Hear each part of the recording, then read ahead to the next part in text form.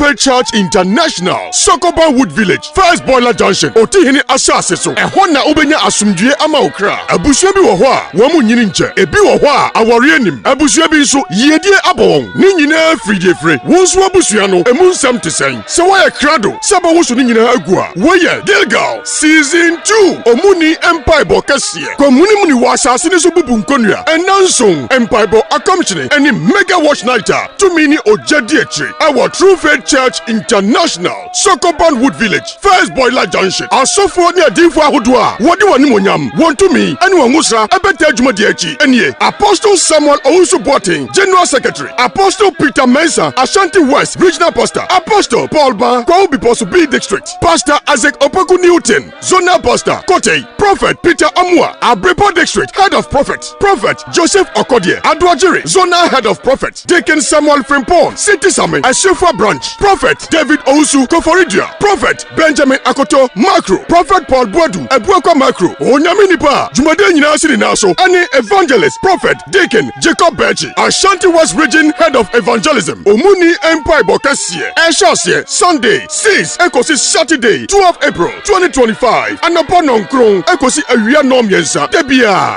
Assemble daso. Ye free Joshua nguma. Etre enum ni yimu enkron. Na awurade ka kire Joshua se. Ene mamuni Muslim ensopa afrimuso. Enu nti wofre ho Gilgal. Dibesi ene yara. Kwa sieda yumre no. Aya deliverance session. Ena mega watch night no so. Aya Friday 11 April. Anaju nondu kosi sa debechi. Shanu so se. Jumadi nyina echi. Ukwede bia so yempaibo. Edano Bethel Asasibe Sheki. Fra 0243 819756. Ana 0249 983311. Nejinchemu. Gilgal Season 2. Omuni Empire Bokese. Komuni muni wa asase ni so bubu nkonua.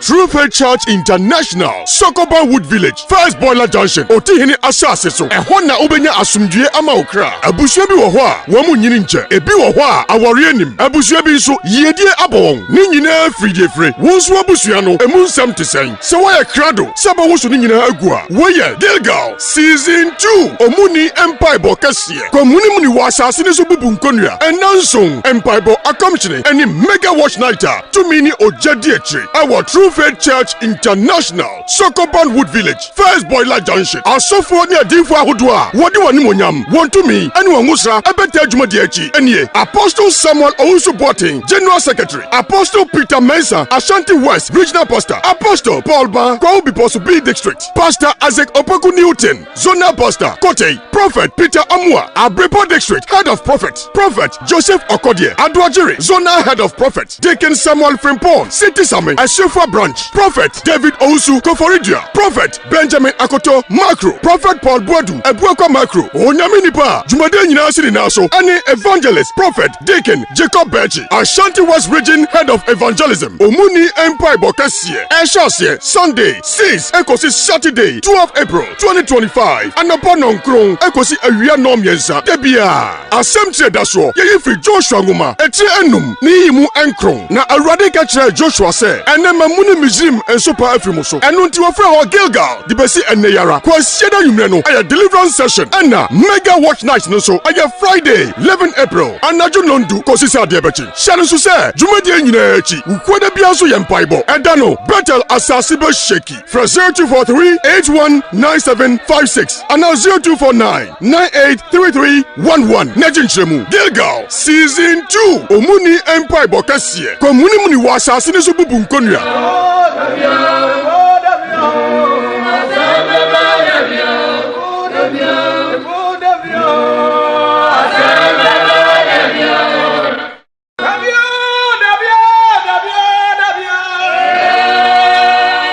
True Faith Church International, Sokoban Wood Village, First Boiler Junction, Otihini Asase so. Ehona ubenya asumdue ama okra. Abusua bi wo ho a, wo mu nyini nche. Ebi wo ho a, awore anim. Abusua bi nso yedie abon. Ni nyina free free. Wo nso abusua no, emu nsam te sen. Se wo ye krado, se ba wo so ni nyina agu a. Wo ye Gilgal Season 2. Omuni Empire Bo kese. Komuni muni wa asase ni so bubu nkonua. Enanson Empire Bo akomchine eni mega watch nighter. Tumini ojadi echi. Our True Faith Church International, Sokoban Wood Village, First Boiler Junction. Asofo ni adinfo ahodo a wodi wani monyam. Wonto mi eni wonwusra ebete adwuma di echi. Enie Apostle Samuel Owusu Boateng, General Secretary. Apostle Peter Mensah, Ashanti West Regional Pastor. Apostle Paul Ba, Kwaubi B District. Pastor Isaac Opoku Newton, Zonal Pastor. Kote, Prophet Peter Amwa, Abrepo District, Head of Prophet. Prophet Joseph Okodie, Adwajiri, Zonal Head of Prophet. Deacon Samuel Frimpong, City Summit, Ashefa Branch. Prophet David Owusu Koforidia. Prophet Benjamin Akoto, Macro. Prophet Paul Boadu, Ebuakwa Macro. Onyame nipa, Jumade nyina asiri naso. Ani Evangelist, Prophet Deacon Jacob Benji.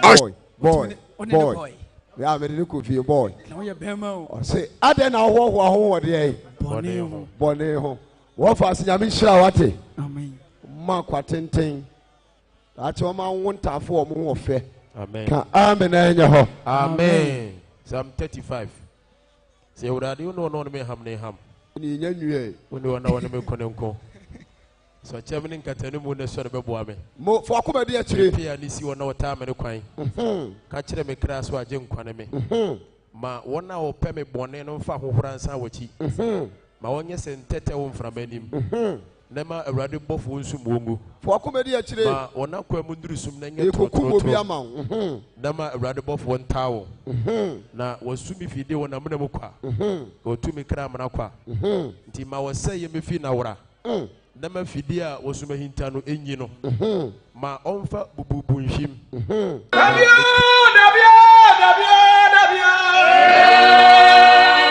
True Faith Church International, Sokoban Wood Village, First Boiler Junction, Otihini Asase so. Ehona ubenya asumdue ama okra. Abusua bi wo ho a, wo mu nyini nche. Ebi wo ho a, awore anim. Abusua bi nso yedie abon. Ni nyina free. Wo nso abusua no, emu nsam te sen. Se wo ye krado, se ba wo so ni nyina agu a. Wo ye Gilgal Season 2. Omuni Empire Bo kese. Komuni muni wa asase ni so bubu nkonua. Enanson Empire Bo akomchine eni mega watch nighter. Tumini ojadi echi. Our True Faith Church International, Sokoban Wood Village, First Boiler Junction. Asofo ni adinfo ahodo a wodi wani monyam. Wonto mi eni wonwusra ebete adwuma di echi. Enie Apostle Samuel Owusu Boateng, General Secretary. Apostle Peter Mensah, Ashanti West Regional Pastor. Apostle Paul Ba, Kwaubi B District. Pastor Isaac Opoku Newton, Zonal Pastor. Kote, Prophet Peter Amwa, Abrepo District, Head of Prophet. Prophet Joseph Okodie, Adwajiri, Zonal Head of Prophet. Deacon Samuel Frimpong, City Summit, Ashefa Branch. Prophet David Owusu Koforidia. Prophet Benjamin Akoto, Macro. Prophet Paul Boadu, Ebuakwa Macro. Onyame nipa, Jumade nyina asiri naso. Ani Evangelist, Prophet Deacon Jacob Benji, Ashanti West Region Head of Evangelism. Omuni Empire Bo kese. Eshase Sunday 6 ekosi Saturday 12 April 2025. Anapa nonkron.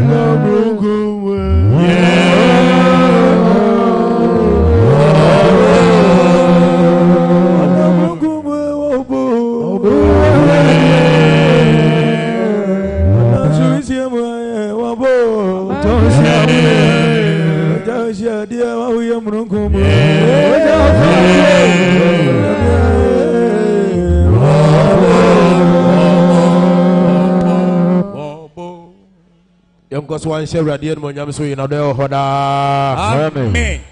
oh yes share radio mo nyam so yina do hoda amen yeda Nyankopɔn one ya bank kese no ase papa wagina ne tumi kese so aboye ho ban why ye ni pedua bonsam suru yesusu dai na wapa na uba hodo ho nkasaye nanso kakra wonyame gya ne tumi so amadne bosome nan no ne nafo ansia ne wo mfie mpimienu ene aduonunum ene akwasiada akasimanum na budu baako onyame ade kese enka so ye na do hoda amen dwumadie no eye enenso sede yebo dawuro no a nti na ye sha kwantuo na se no obia momoden se obehye ne gidie mu den na wayere no ho kakra Onyankopɔn edi ebedu sabre onyame adom ede osompani ne mpani abekan sa enti benim se nche kura na yefi medie na se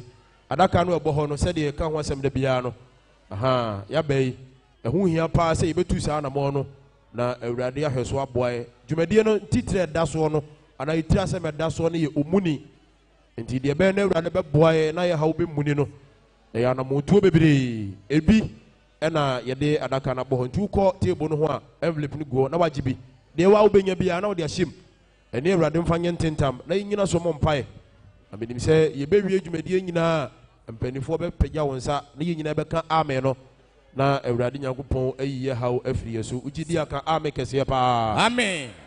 ya benso na ehu hia pa se de Onyankopɔn ayamaye no etwere ho aseda na ye kenkan ma ne hye obi gidie den da bia meka ebia na me bompae se nyame ma me ntu kwai nyame aboa me manya visa ntu di adanse a de ono so bompae no wahu se woyere ne ho a nyame beboa no na yare bi da me so awurade asame ade wo adanse no no bi so yare hu se woyere ne ho a onyame beboa no ti table no secretary ni to de nyame ayama no kwa obetro no fefefe ye bepon a ye be ma no bre na ode ni nyina tudwa na obi ehu de Onyankopɔn aye ede amaw ntia na wa hye ne so sa amame ti sabe de ye be company nchen na edigmede nto aso aba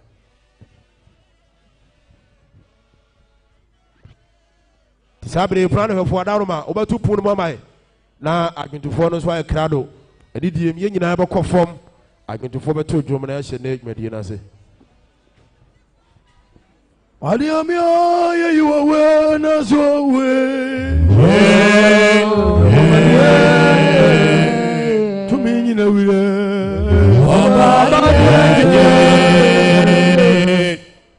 Adiamia ye se udi mo ya do asio abofu we When you do a sense,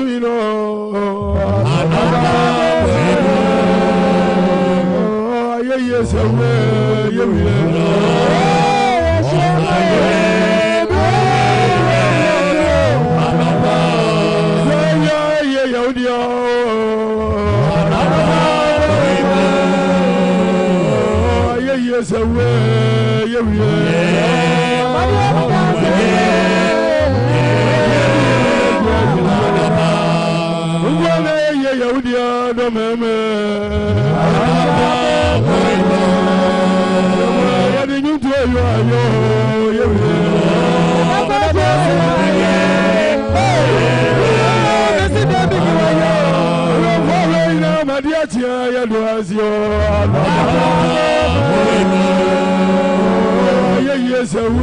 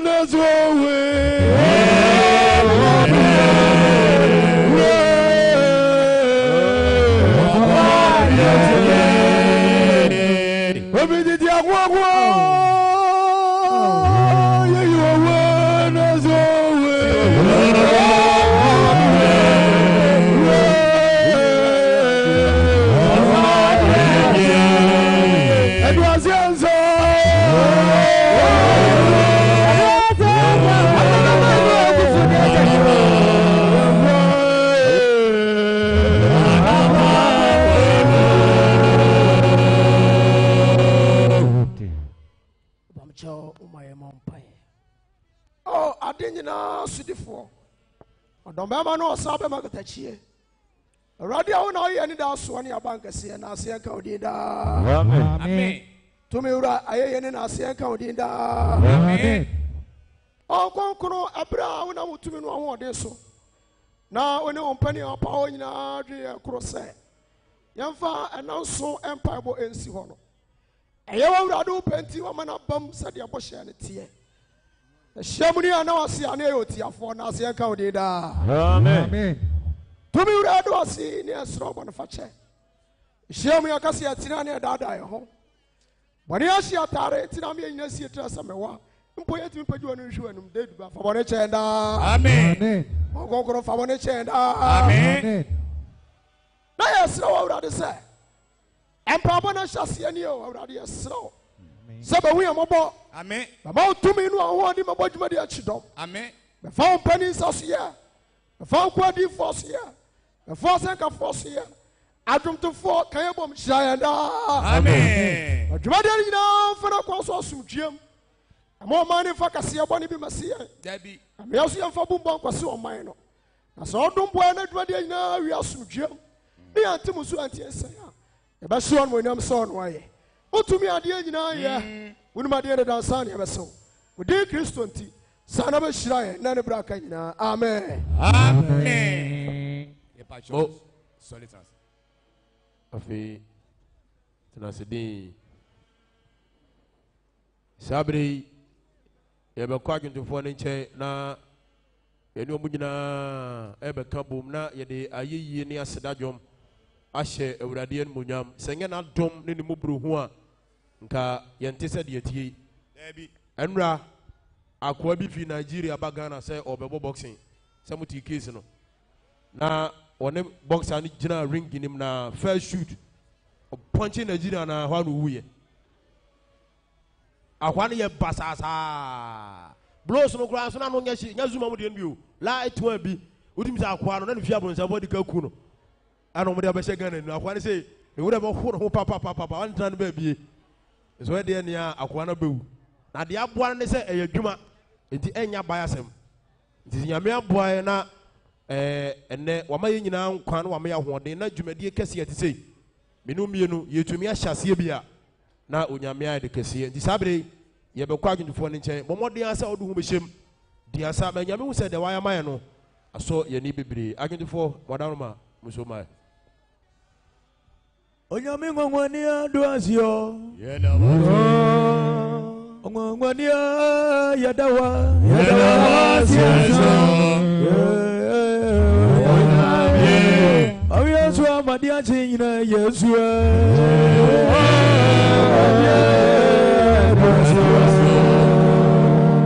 Adianyi na nyame ado asio.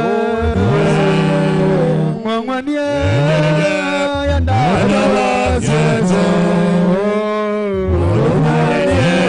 Adiama yendi ando so mojadisie.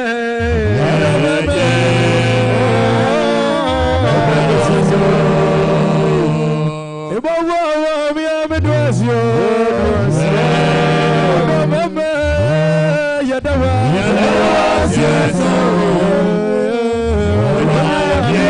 Obi wo mi nya urade aye wono ne kese.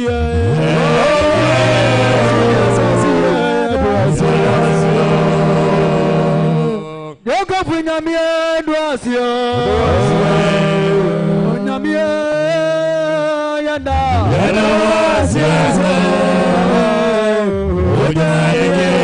Odia me dia siamuni di mo mojadisie.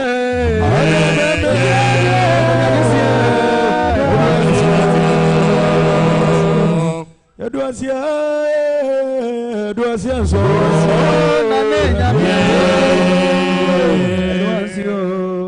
Yesu amadi achira yemano odini tumi awodi aje fra mani emu asidanka ni asuni asasi wa yesabu abraku juma yeni duasia mani yada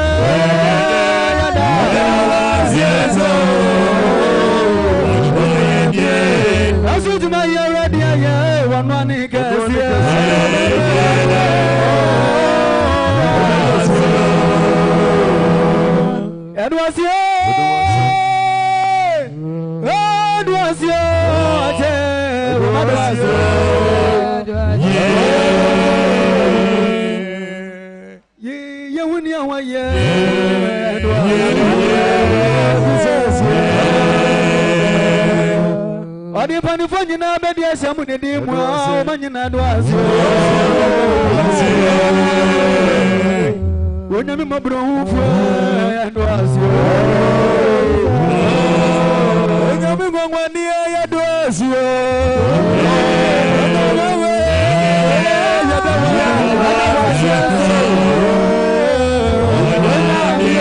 Adoni sejena ya nisama dombeme.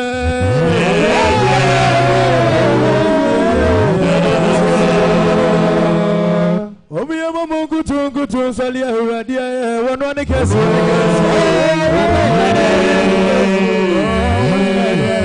Awafanya urawa kiya wanwane kesi. Ejeju akonsu tejema ina daboju amwe denasima. Iza wano nyina. Adunyina nyamia dwasio. Nyamia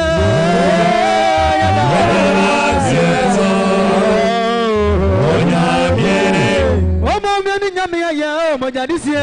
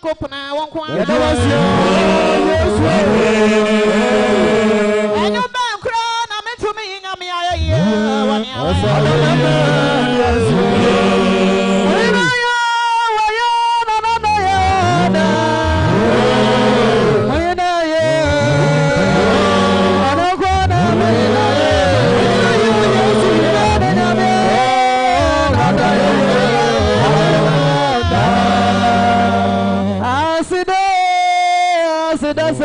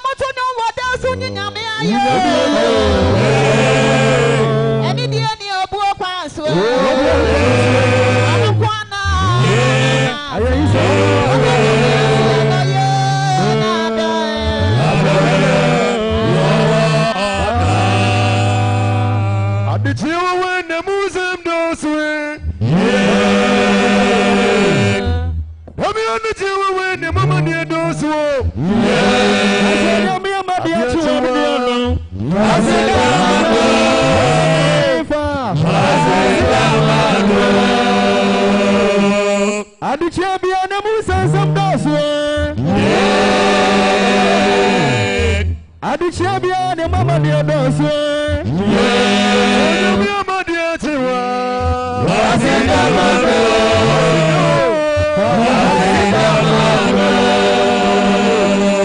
Adichia musa doswe. Ebiane tiwa wende mama dia doswe.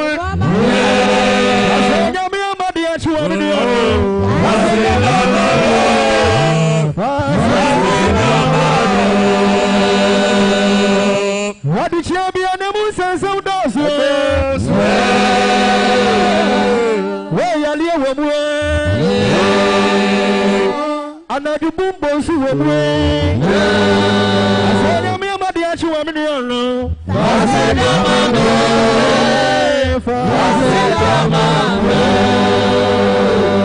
I did you when the museum does. I did you when the woman here does.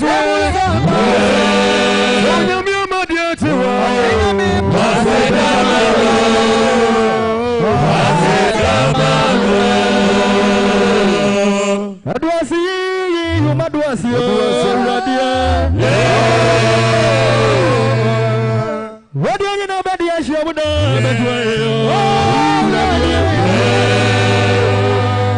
what do you do that you are there? You want to catch you. So many are there, but you are here. It's here beyond the museum. Maybe you did you when the woman here does.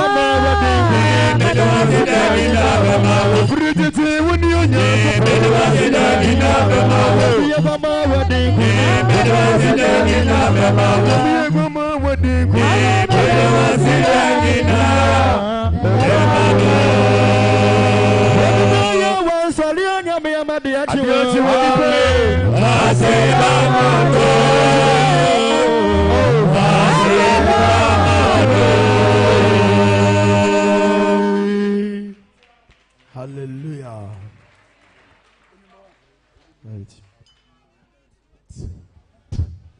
Onyame ye na do hoda. Amen. Yegusua ye hye Onyankopon monyam. Empepenso a odi abedu odwumadi mu. Bible say yenya ade nyina fefefe ne kwan so ne kwan so. Enti dwumadi no asese ye ma bibia fa ne kwan so na ehye nyame ye monyam. Enwuma eba no asa no ayesa no ye de ahye to krom ha ya empie ene ye sagu nkonwa no ho. Aha, enti se enwuma eba no de estatia fi line edika no. Momo de be basa be franim ha sa mo afa ha. Na mo de ko. Ti mo ko no na line number 2. Na mo so mo to aso. E ne sa akosi na me ma na ba. Ne ya bompa ne ya digmedi no to aso aba. Enti agento for anwom no ya na mo ma na wa se de be ya. Itimi fa be 3 kura ne sa fa 3 a. Na we na be so na gese de ko na wie. Enti mo nya de sa ma na nya kama. Ogwama no say ye Ogwama no say ye nyumwe Ogwama kuno no say ye Ogwama no say ye Ogwama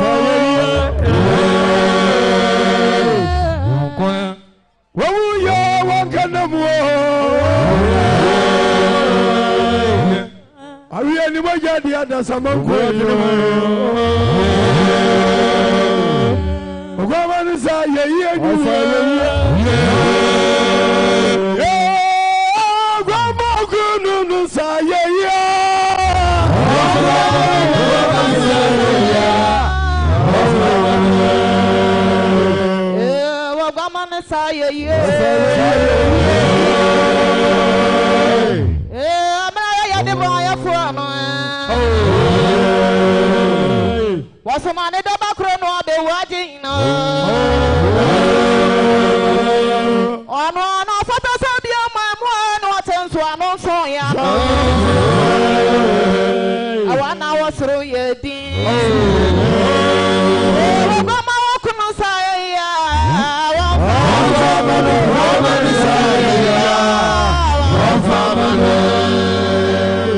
Onyami agwamanu saya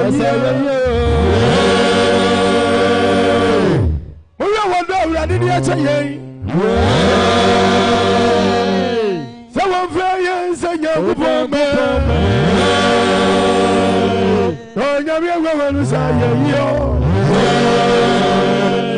Agwamanu saya yo Agwamanu saya yo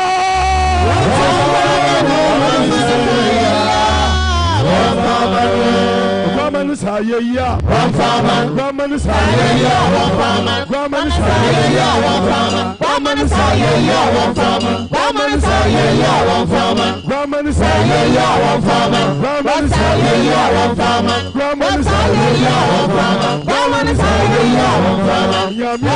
Gwamanu sayaya Gwamanu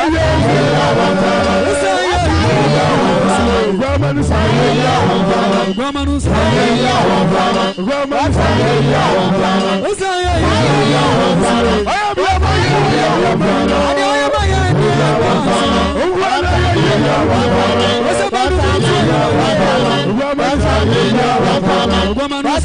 sayaya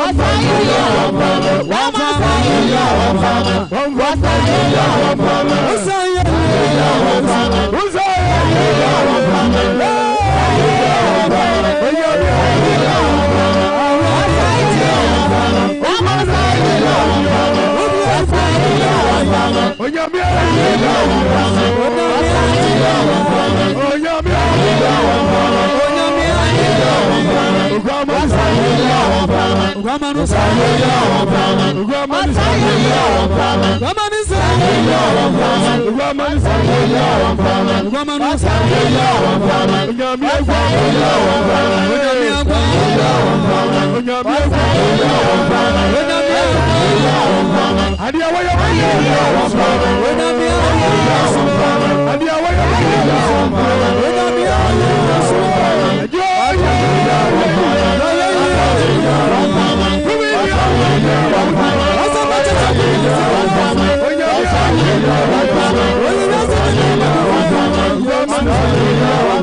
Gwamanu sayaya Gwamanu sayaya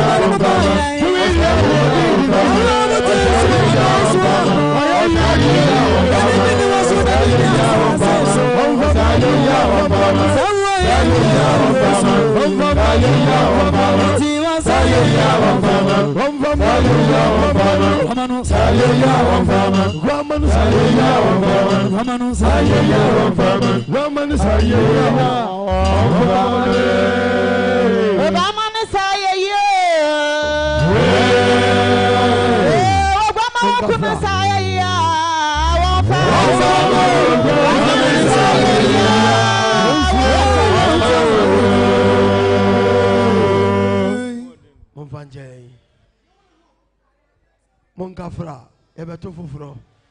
Ofia kan amen. Amen. Amen. Na ye chi na hwemo se mosa. Ewrade nshira wo se wo sa.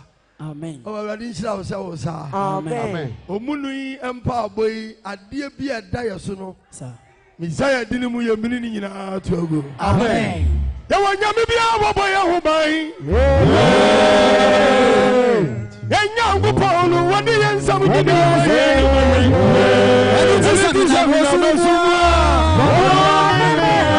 Asami kwa maniamwa onene tetefu bibia bizulo matambo wene biesia niwe kamia omane ewa nyamibia wabaya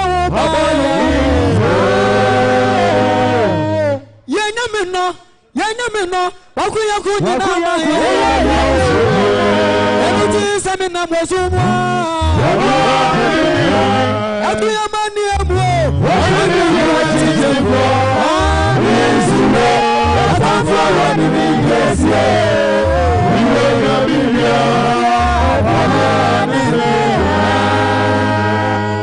Oya sure so ofia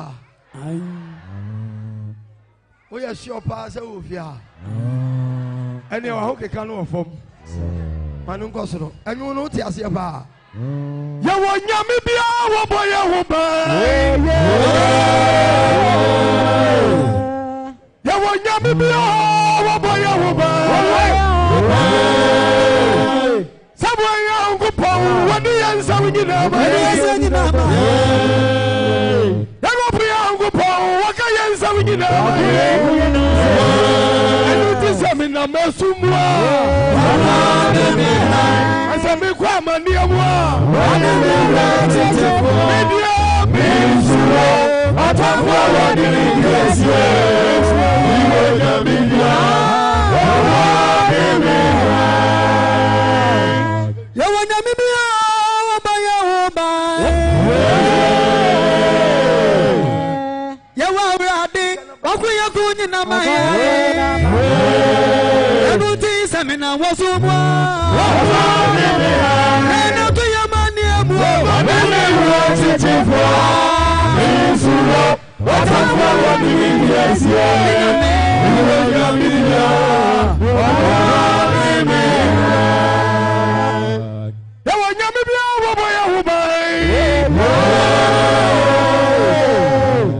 catch yourself unifia.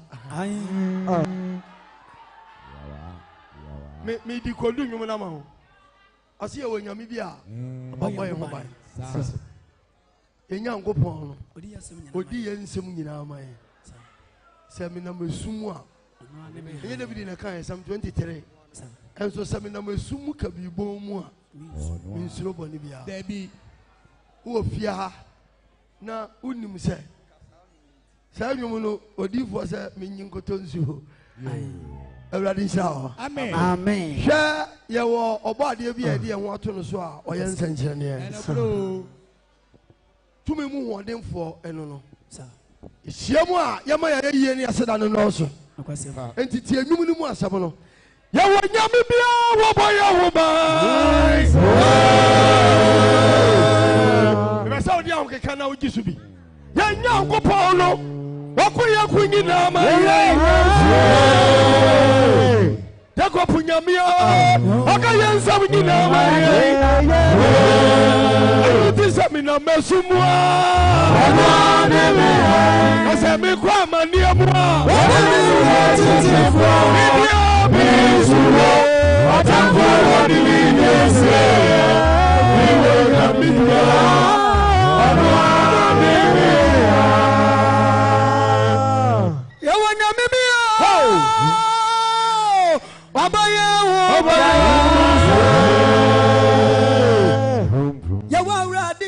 Akuya kuni na maye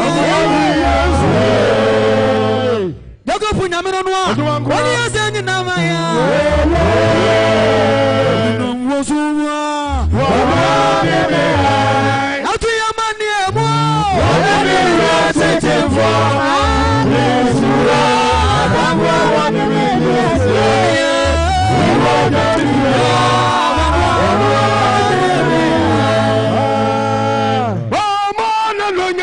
Bia mahino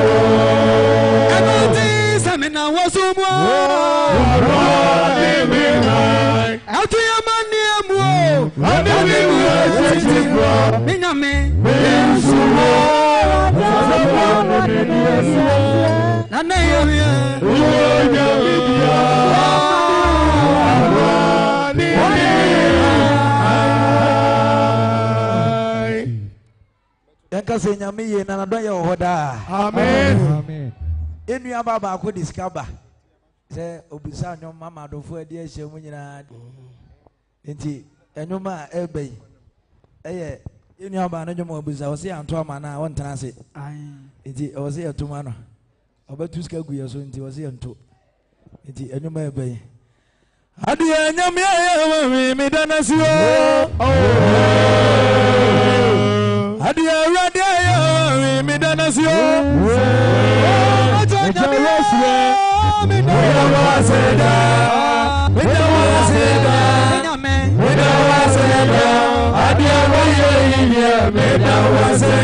Adena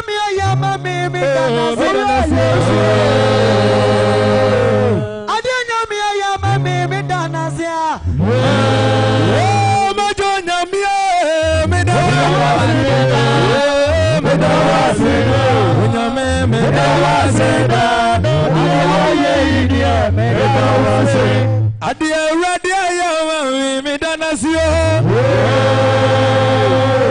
adia radia ya mi danasio sausia yesu adanasimo mi adia radia ya mi danasio Mama Wuso, Mayuaya, Mama Wuso, Masho Nuanyam, Mama Udiso, Adianyam, Medanasi, Madonna, Medawaseda, Medawaseda, Adiawaya, Medawaseda.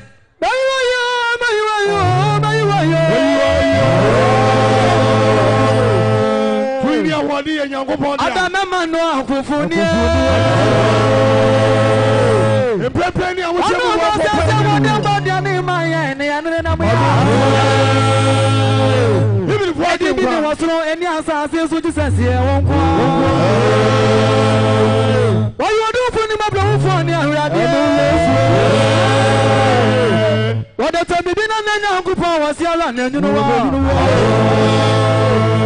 Omo mi ankasa onyame ye nwanwania Omo mo no amayanka no onyame ye otumfo Onyame nwanwanie ayawo na yatamuru na nso anene ya no baba ya no baba ya no Radia ya ma me danase Matanyame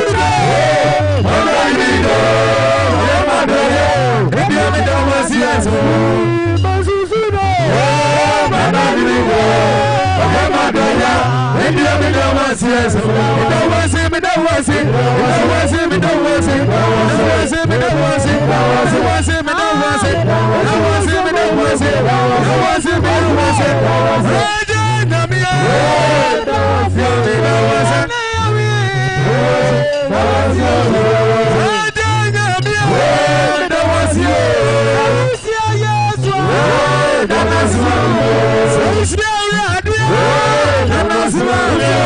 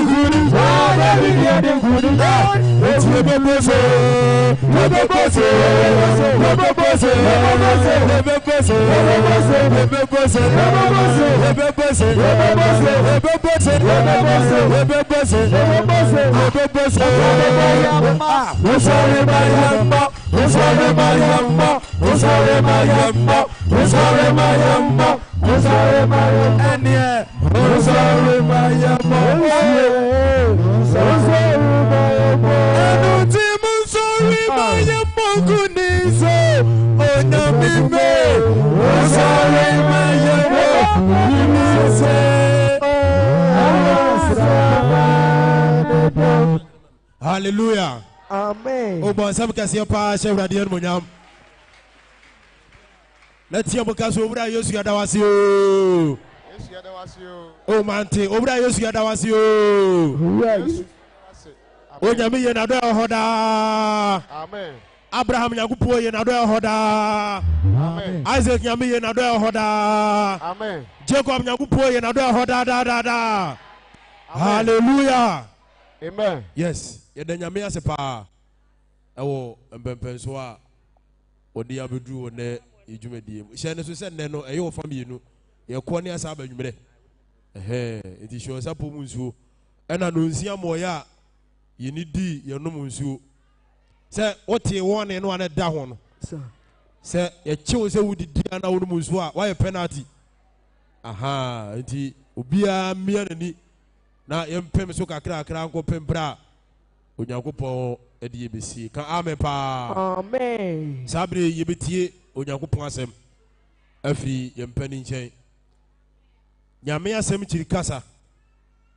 Enti yenyina mfa ekra ne yakuma yadwen ye honhom ye bibia eni asɛm a Onyankopɔn nam na koa so a ɔde brɛ yachi ikasa bia enyai na ye moaboa ye ho na sempa eba no yentie ye de kampa abo no ho a etira asem eda mpa abo isu se omuni no Onyankopɔn bo mmini o hawo afiri abrabɔ so wanka amen kra. Amen. Dikachi onu ase ye betie nyame asem. O kachi onu ase ye betie nyame asem. Enti ye kom ne tie bi. Enti sabre ye nyina ye be din adwotofo no mai hu mu dwuma ano odin baako na enne so he table no ho a ebre sem no me de mpani aka nyina betu dwa ne mprempre de ne a ode Onyankopɔn asem ebre enyo bibia di ka bon sem kase pa se no kwari gidi asori uba santemantem ha ya pemu mienu yewo Ashanti East and yewo Ashanti West.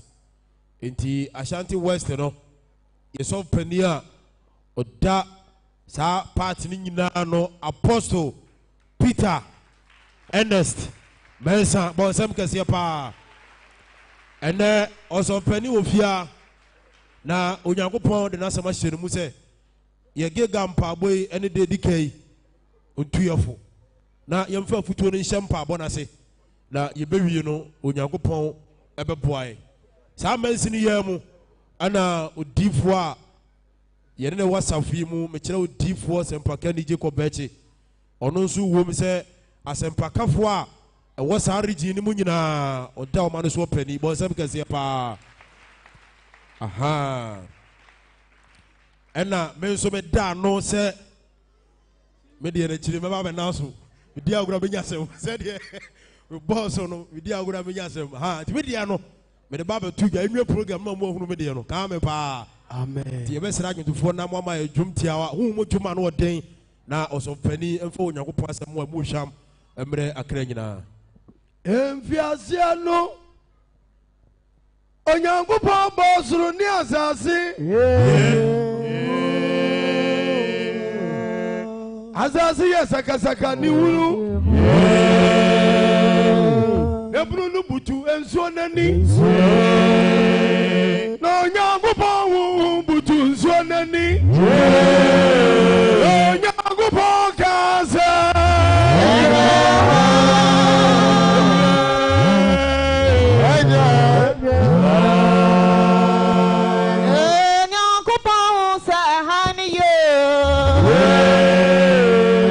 Afrana sade chain, na fresum na sade sign, sade saya,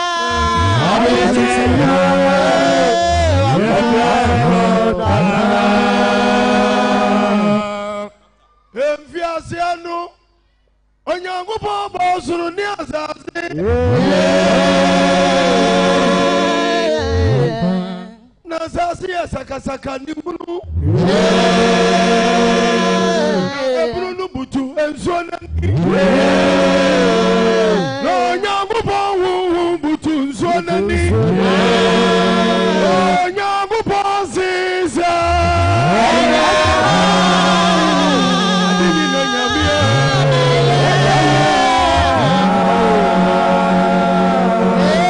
fiti asiano Onyankopɔn bɔ soro ni asase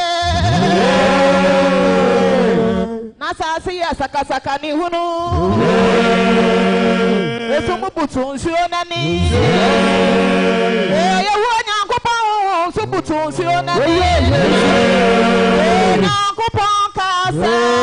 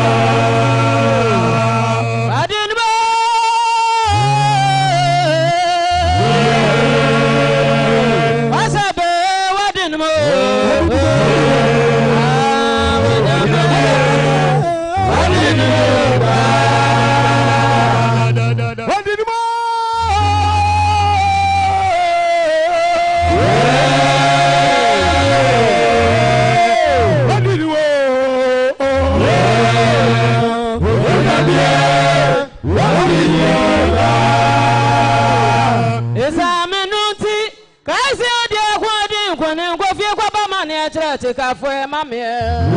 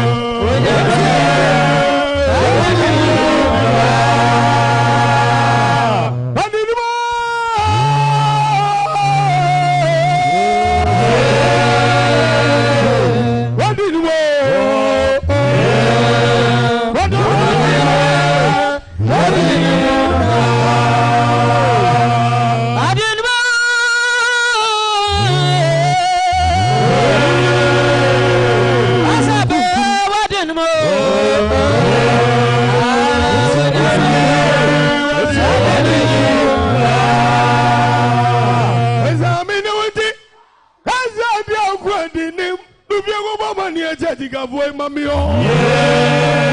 don't know Grandma saying you know. I go for Grandma saying you know.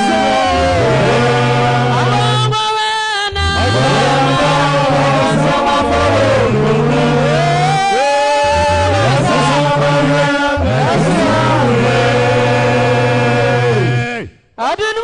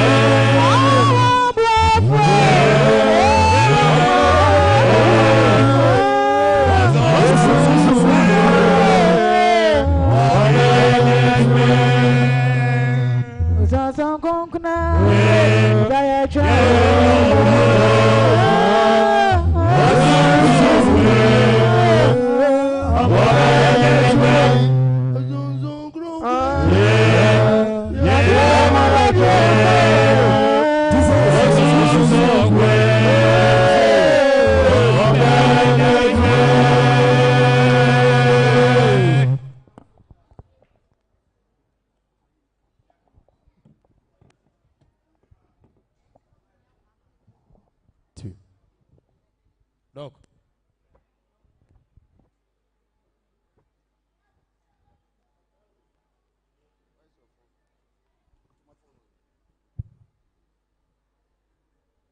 Nyame ma yɛn kamfo yɛn Nyankopɔn na yɛn hyɛ yɛn gyefo no animuonyam sɛ oye na adɔyɛ wɔ hɔ daa. Amen. Ɔmo yɛn ka bio sɛ yɛn ka yɛn fo yɛn Nyankopɔn. Nea ɔyɛ daa agya ne asomdwemafoɔ a ɔyɛ wiase nyinaa agye nkwa. N'akyi ne n'anim onyame bi ani hɔ bio. Ɔno na ɛbɔ ne de to dwom no sɛ onyame adi nim. Esan da mu nti krasi adi akɔ di nkunim. Kofie kɔba mane akyira kyikafoɔ. Adɔfoɔ yɛnkɔ amansan nyinaa. Na yɛnkɔtwe akra bonsɛm afa wo ndomum ma Awurade. Na saafo no nyinaa mɛyɛ nyame asuafo. San sɛ yɛ Awurade Yesu wadi nim. Amen. Amen. Ɔsomfo Awurade nhyira wo. Amen. O adwuntofo Awurade nhyira mo. Amen. Enyum ne enyum a mepepa. Amba. San sɛ masoda ya to dwomo no. Bere bi atwa mu. Na minimum ne enyum no ɛyɛ maame. Ndi yehia no pagya dwomo na. Sɛ yɛ Awurade Yesu adi nkonim. Ne senti no yɛnkɔ maama nyinaa mu kaka de Awurade ayɛ nkyerɛ nkyirima. Enti ene sɛ odifo Jacob nam adwum so aba Wood Village ha ade onyame asɛm aba na yehunu de yehunu ne ya na enye me nwanwa ka sɛ amen. Amen. Enyum no wentira Amba. Ya Awurade Yesu di nkonim no ene wo hyɛn sɛ yɛnkɔ maama nyinaa mu kaka hini ne wɔsɛ pa kyerɛ abɔde na wɔn a obegye adie no ya yɛmo wɔn su ɛnsɛ agya ɔba ɛne honhom ɛne honhom din mu na yɛnkyerɛkyerɛ wɔn na yɛnkyerɛkyerɛ wɔn sɛ wɔnni deɛ mahyɛ mu nyinaa so wɔne deɛ mahyɛ mu nyinaa so na me ne mo wɔ hɔ nna nyinaa ɛde kɔsi wiase awieɛ hallelujah amen yɛma wɔ so nhyɛ agya ɔba ɛne honhom din mu nti mo asɛnkafoɔ no a ɛnɛ mo ba no a mo se mebɔ wɔ so yesu din mu no hɔ no gye sɛ mo kyerɛ m ase yie nyɛ sɛ mente aseɛ yesu n'anum asɛm Matthew 28:16 19 ne kae wofiri 16 ne kɔ a na waka akyerɛ sɛ obi gyi di a momo na so nhyɛ agya ɔba ne honhom dim yɛn die ne mo no no ne yɛbɛto yɛn nti deɛ mo ne ba no deɛ yɛnya hu no hɔ yɛ sɛ mo kyerɛ mu yie hallelujah amen onyame ma yɛ da awurade ase sɛ ɛnɛ nso wayɛ adɔyɛ na ɔkanya odiifoɔ bɛkyerɛ ne mpanyimfoɔ ho nkonkron mu sɛ yɛnsamfa na ɔtwe yi mpaabɔ ɛnsi hɔ bio na yɛma nyame mmara nyame anim na yɛmanya ɔgyeɛ ne fa hodeɛ ma yɛn kra awurade ɛnhyira no na ɔhyɛ ɔne ne mpanyimfoɔ nyinaa amen sɛ ɔde ho nkonko kasa kyerɛ wɔn na awurade na no tumi so na ɛnnɛ bɔhyɛ nsɛm abɛ mu ama me ne wo sɛ yɛmmra fie mu magye nhyira hallelujah amen na wei na ɔde hon konkono man edin bi ni botaye bi sɛ yɛmfa nto mpaabo yi so sɛ omuni empire nti nɛ minim sɛ yɛwurade yesu din mu nti no ha na ma ne bi ɛda wo so no awurade wɔ mu na firi so amen amen ɛnya fe na ɔbɛmu no omuni Joshua 5:7-8 hɔ no ɛnya fe na ɔbɛmu no dabi omuni dada wɔde ka yɛ dada ampa ɛyɛ gyidi ade ba anɛ no awurade ayɛ nsɛnkyerɛnne amen amen wɔyi nsopa no afiri wo so amen amen wɔyi animguase afiri wo so amen amen wɔyi yareɛ no afiri wo so amen amen wɔyi ohia bi afiri wo so amen amen wɔyi awerɛhoɔ bi afiri wo so amen amen wɔyi esu bi afiri wo so amen amen numi kɔnnua bi ɛda wo so no awurade wɔyi amen amen wɔyi ne dada gyidi ade ba yɛ no awurade wɔyi ne dada bible sɛ Joshua chapter 5 afei ne wɔbɛyi dabi wɔyi dada yɛnkɔ na mehwɛ adeɛ verse number 9 yɛnkɔ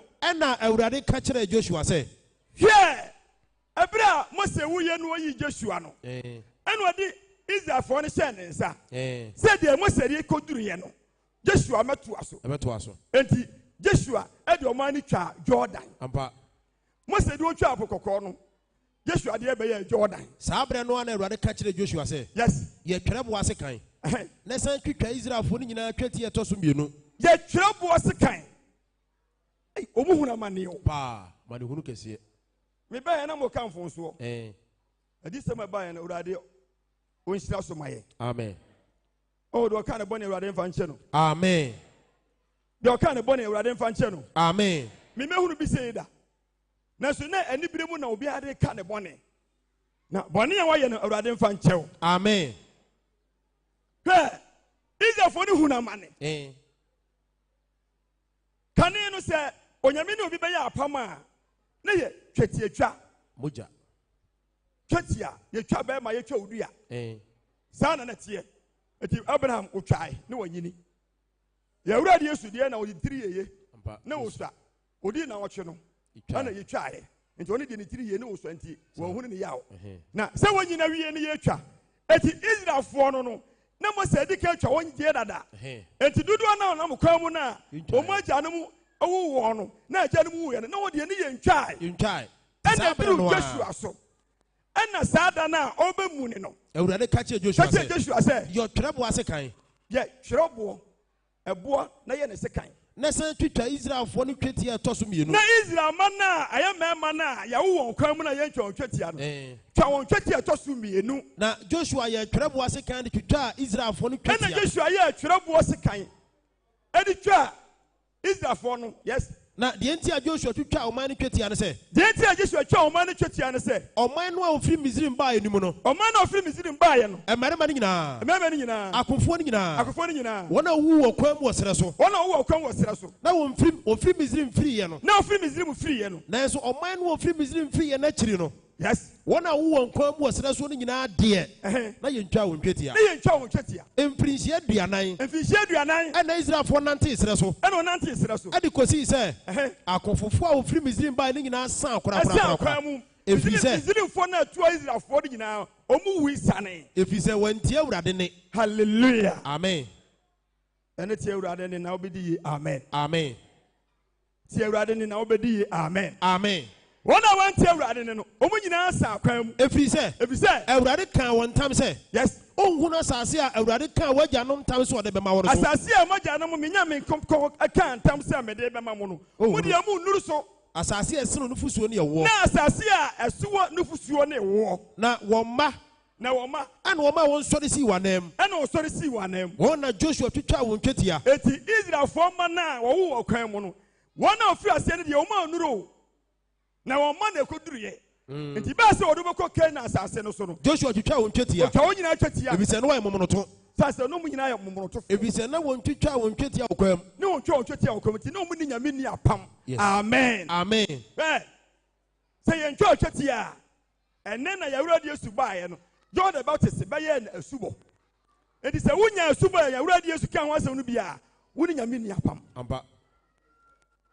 Eti wo yɛ deɛ Joshua yɛ ɔman na ne wɔyɛ ɔmo no nyame anya apam.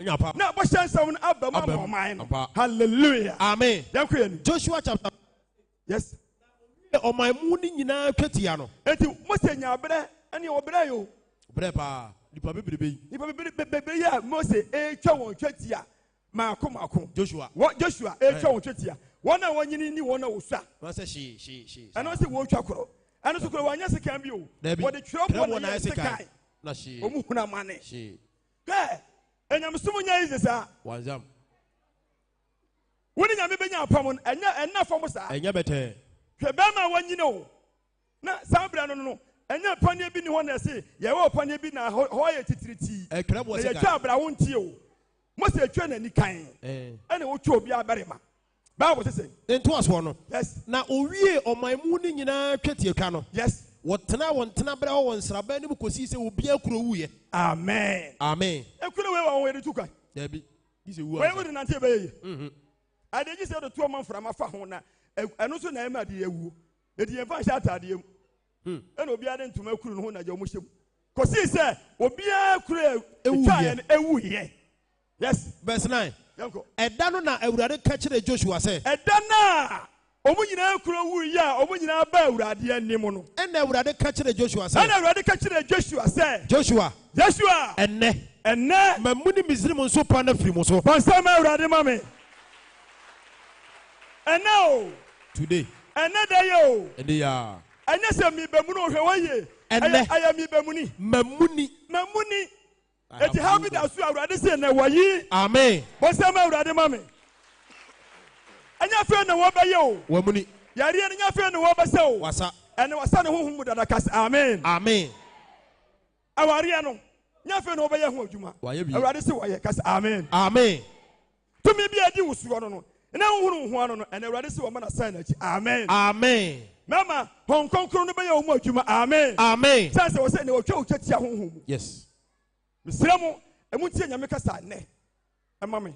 Na wobɛdi hallelujah. Amen. Wɔsi Moses. Ɛnɛ da yi. Ɛnɛ. Mamuni Misraim nso pa na firi mo so. Mamuni animugu asia no.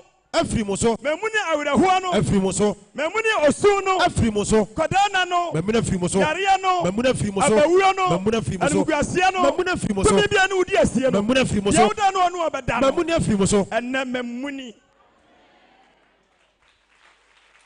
Wamuni. Ti no ofre ho giga. Enka wo hwɛ sɛ wo ekura de a. Egese nka mpabɔ no kura nka yɛ pɔn. Wamuni dada. Kwa yɛ ade na wi. Owie. Ɛnɛ mamuni Misraim nso pa na firi mo so. Afiri wo so. Enti no ofre ho giga. Enti na wo frɛ wo sɛ Asia no omuni. So nyame yɛ nsɛnhwɛni wɔ di a. Ɛne mɛfra giga. Asia ni omuni. Edi besi ne. Hallelujah. Amen. Ana Awurade nka wa. Amen. Bɔne a wɔyɛ bia wɔmfa nkyɛw. Amen. Ɛnyɛ me na me ka wo wɔsi wɔtwa otwatia. Enti na wo ho ate o nyame mu. Sa. Hwɛ yie na Awurade atwa otwatia yɛ okronkron. Ne wɔn mu ni aha ne afiri usuo no. Wɔn nkɔyɛ bɔne. Hallelujah. Amen. Already say omuni. Omuni. One so waka woyo. Waka woyo. One no so no. Won tie enwum na moto ye no. Invitation no. Na sumu no ho. Ana sumu no ma ne koye. Sa. Ana ma ha baaye. Wo se ade ne mi ma chemu mienu. Sa. Anaju enya sum. Ewia no enya adekye. De onyame ka ye no. Enya adwuma besi ne. Aye adwuma besi ne. Bibia nsesan. Se enebo 6 ya. Na wo he sum kwan. 7 no na eba.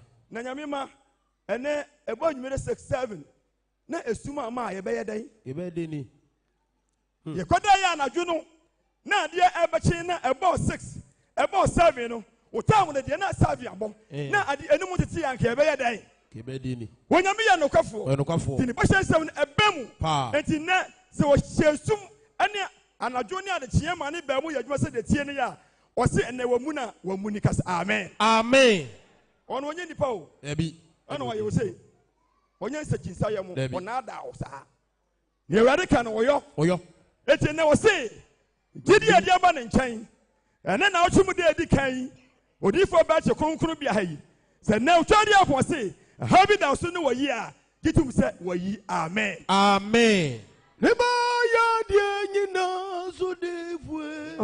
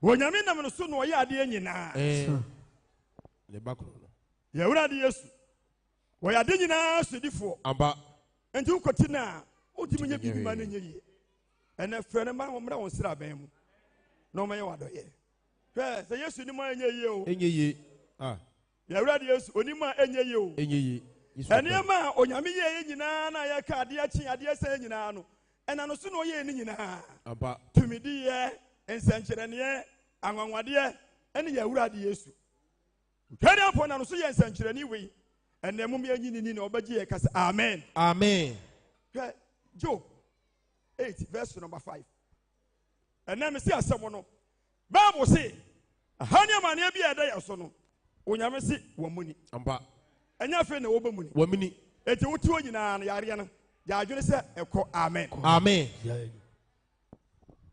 aho kire no eko amen awo na opa obawo amen wanyi nsia obawo asundwum amen adwuma sema se ya adwuma no ebefiri ne ayeye amen na wanyi na achi no tie dware Bible kan otini jo minyamia wani wado ani dadwa wani wado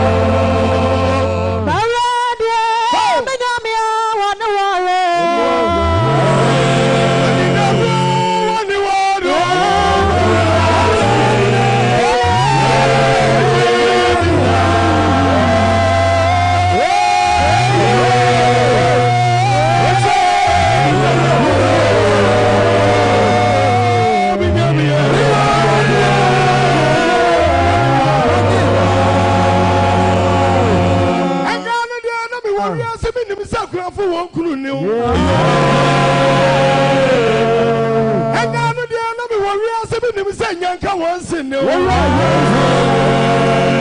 Was I double Jimmy Bowdy? Me body, yeah. I played the man who went in that way. Mawradia, me young.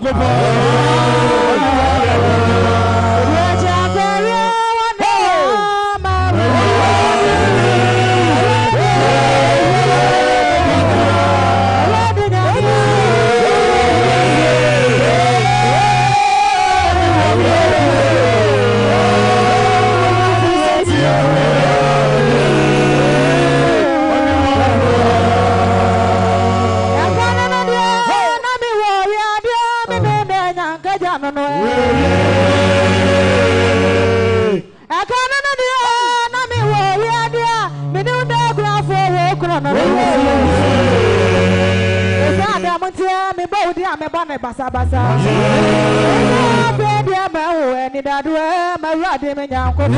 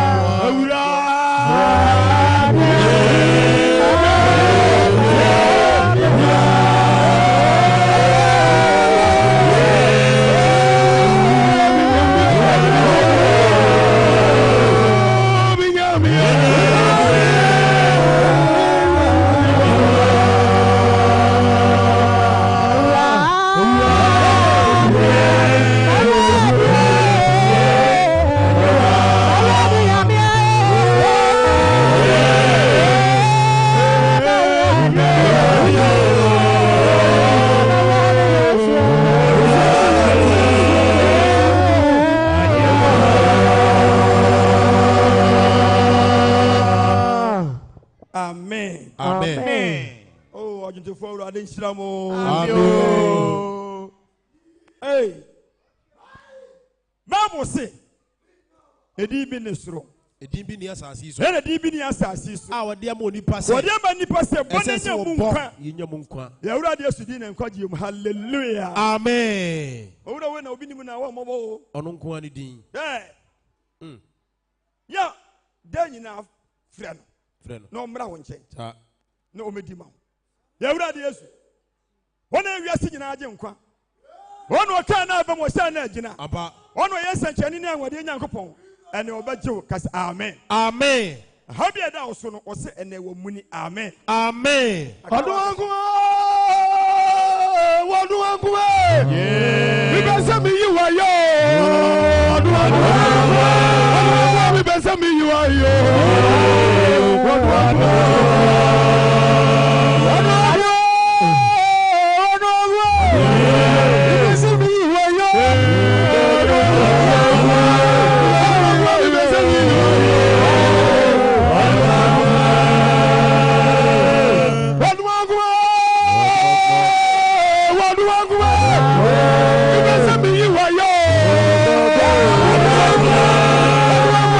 Because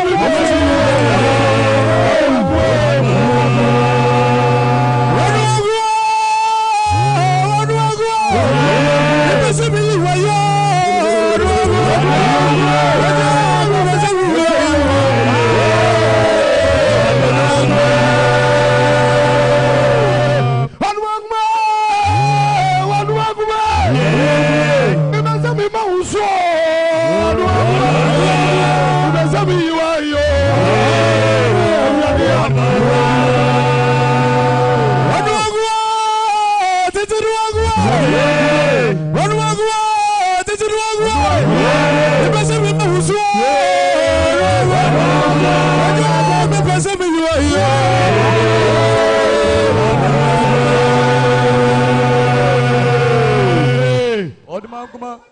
Amen. Amen. Onyame sa ye yi o. Osa ye. Ye wura de Yesu no fra no a. Obeba. Amba. O fra no nko ade a obeba. Obeba. Ya fra no. Cha. Bye. Ya fra no. Na omra won nche omra won sra ba mu. Na oba ba ye nsankyerene. Oba ye nsankyerene. Na wonu tumi ne de otumi yo. Amba. Hallelujah. Amen. Mama kuta shi bibira. Awuti ni Job ngoma. Yes. Eti nwotwe nchemo ye num. Yanko. Osi se wara wo hwehwe wo Nyankopon akira kwan. Ya wura de Yesu ba nsra ba mu. Ne obemuni aha oni nsopa bia firi wusue. Se wa. Ena ya wura de Yesu ba nsra ba mu. Se wa. Aha ne mane bia da so a osi ene wamuni no. Se wara nkasa. Se wa nkasa. Wo hwehwe wo Nyankopon akira kwan. Wo hwehwe wura de akiri kwan. Na sa wo koto sere otumfo. Na ena wo ba wura de nkyɛn. Wo koto sere no. Wo koto sere no. Na sa wo hote. Na ena ya ba yeyi.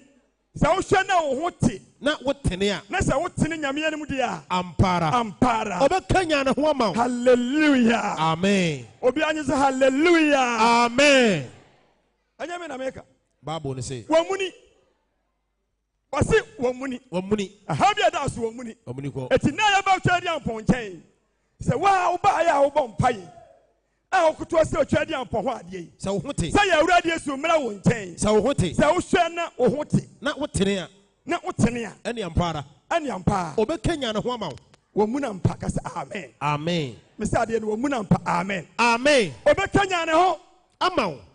Na wama wo tene ne tena bia. Obekanya ne ho. Sɛ wɔn hwɛ yi a. Ne yɛ ka no saa no. Onyame nkanya yo. Mesrɛ mo. Ɛne gyina Yawurade Yesu din mu pata asrɛ mo sɛ mom yɛntwe fam Yawurade Yesu ho. Ampa. Ɛne ha ne amane ɛda so no wɔse wɔ mu ni. Ɛna Job se sɛ wankasa wɔ mu ni no. Wa wote da mu he. Sɛ wo kutu sere wo kutu bɔ mpae. Na wo hote. Na wo hwɛ Nyankopɔn anim. Sɛ wo hote. Na wo tene a. Na wo tene dia. Ampara. Ɛne ampa. Obekanya ne ho ama. Obekanya ne ho. Hallelujah. Amen. Hey. Ahwe ya na wankanya ye wo. Ɛne me mpa abɔ ne sɛ ɛnkyerɛkyerɛ hodo ne afutu a ɛda yi nyame asɛnkafuo wɔ mu. Ampa. Onyame adifuo wɔ mu. Bibidi. Odifuo ba chi na nkasa no. Asante wasoroje no. Oni asɛnkafuo nyina panyini. Ampa. Ana mo ne te dan mu. Sa. Ana ɔtufo. Ana ɔkyerɛkyerɛ wo. De Nyankopɔn pa ne de nyame mpɛ. Waka ne nyina de akyerɛ mo. Ɛno akyi no ne nua Elijah ɔyɛ sankani kɛseɛ. Yes. Otuba asankafoɔ. Ampa. Mepɛnfoɔ dodoɔ nyinaa yɛ asankafoɔ. Ɛna dan mo ne ɔmo ti ukua da mpaabɔ mu. Ɛna ɔmo tumfoɔ. Ɛna ɔkyerɛkyerɛ wɔn. Enti nɛ Bible say. Sɛ wankasa. Otwadi abɔ se wodi kan mu ne. Susupa ne deɛ. Na wa wohwɛ wo mu. Na wo koto sere. Na wo koto bɔ mpaeɛ. Na wo hote. Na wo hwɛ na wo ho te dia. Na wo tene a. Na wo tene nyame anim dia. Ampara. Sɛ wakoma mu fɔde a. Ampara. Sɛ wakoma mu fɔde a. Ampara. Sɛ wakoma no mu fɔde a. Ampara. Obekanya ne ho ama wo. Ebia na akoma na bu fɔ. Ebia na akoma na bu fɔ. Obekanya ne ho ama wo. Sɛ wakoma no mu fɔde a. Obekanya ne ho ama wo. Obekanya ne ho ama wo. Hallelujah. Amen.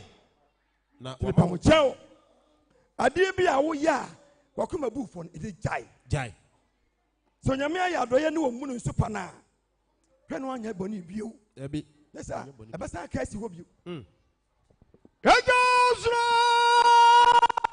Wudu wa ini miro. Ya ubenya wazazi tusabia uyalu osro.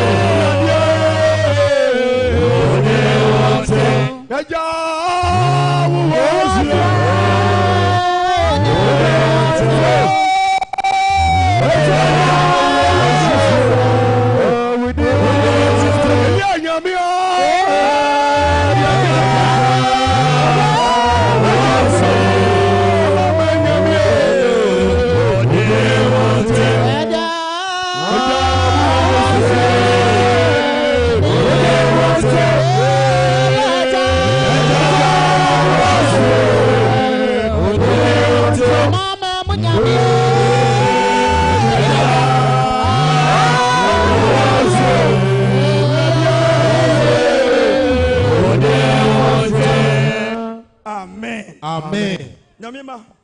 Many are bringing in Yaria yo. Eya. Wahia yo. Eya. Ahochire ya. Eya. And Mugasia so ya. Ehwanso aniwu. Enti se nyamia ya wadoye. Ne wo muni Mugasia na firi so a. Hwe yiye. Na ansan kan si ho bio. Pa wo jew. Wa woni ne wo ye ya. Enti suntudua ne baaye. E baaye. Amane ne baaye. Mesrew. Say ye kro no bi. Adwaman bi. Ensisie bi. Mansotwe bi. Anibere bi. Enfunsuo bi a wo ye ya.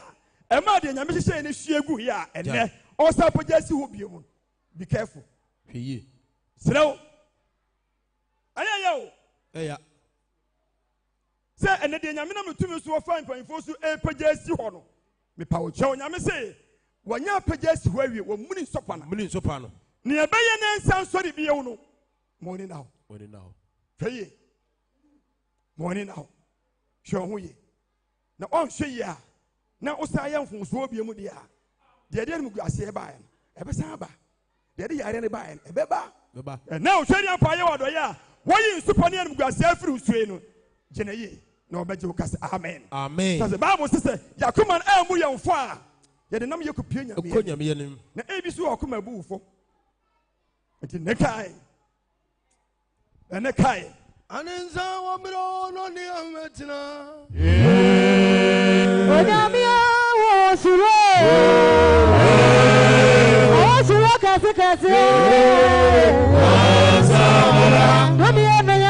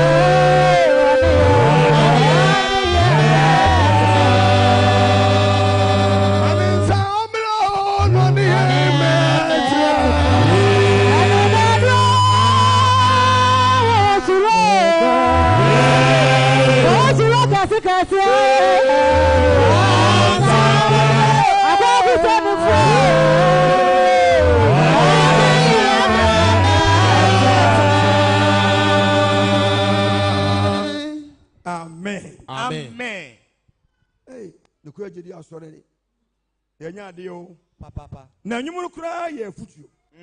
Onyame. Mane nsambra na ne ye metina. Sanse uhusuro ba ye beja abone ye. Apa. Enti awurade ma uhusuro mra ye nchen na ye metina. Sanse uhusuro ba ye mu ake agya koro no bo. Ja yo. Onyame uhusuro ba man ko agya afajaman. Apa.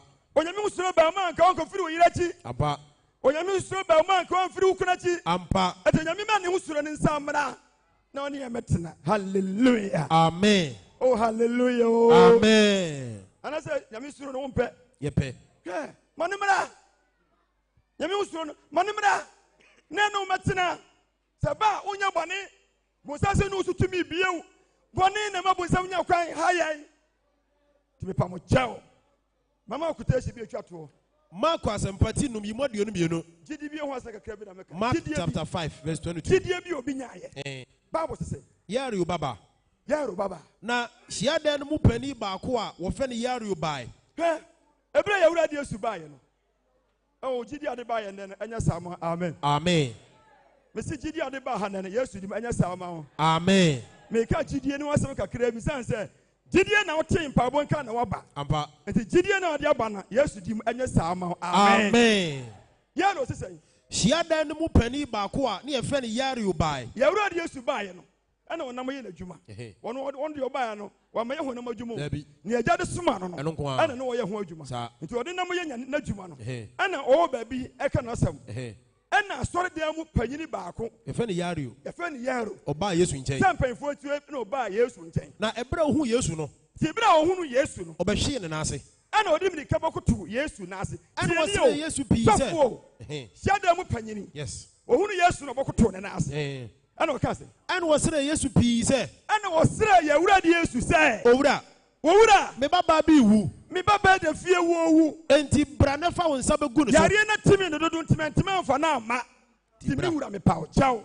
Bra fie na fa wo nsa begu ne so. Na ne ho nya ne den. Na ne ho nya ne den ma. Na onya nkwa. Na onya nkwa. Hallelujah. Amen. Sofo. Sofo. Ɛna kɔ Yesu nkyɛn. Koto ne n'ase. Yes. Ɛna ɔsrɛ ne sɛ. Ne baba yare de fie. Eti wɔn mìíràn fa ne nsa mɛto ne so. Na Yesu bɛ fie nkwa na opagya ne nsa. Ne ho bɛ ne den. Ne ba ne ho bɛtɔ no. Hallelujah. Amen. Verse 24. Kamani miramu kazamani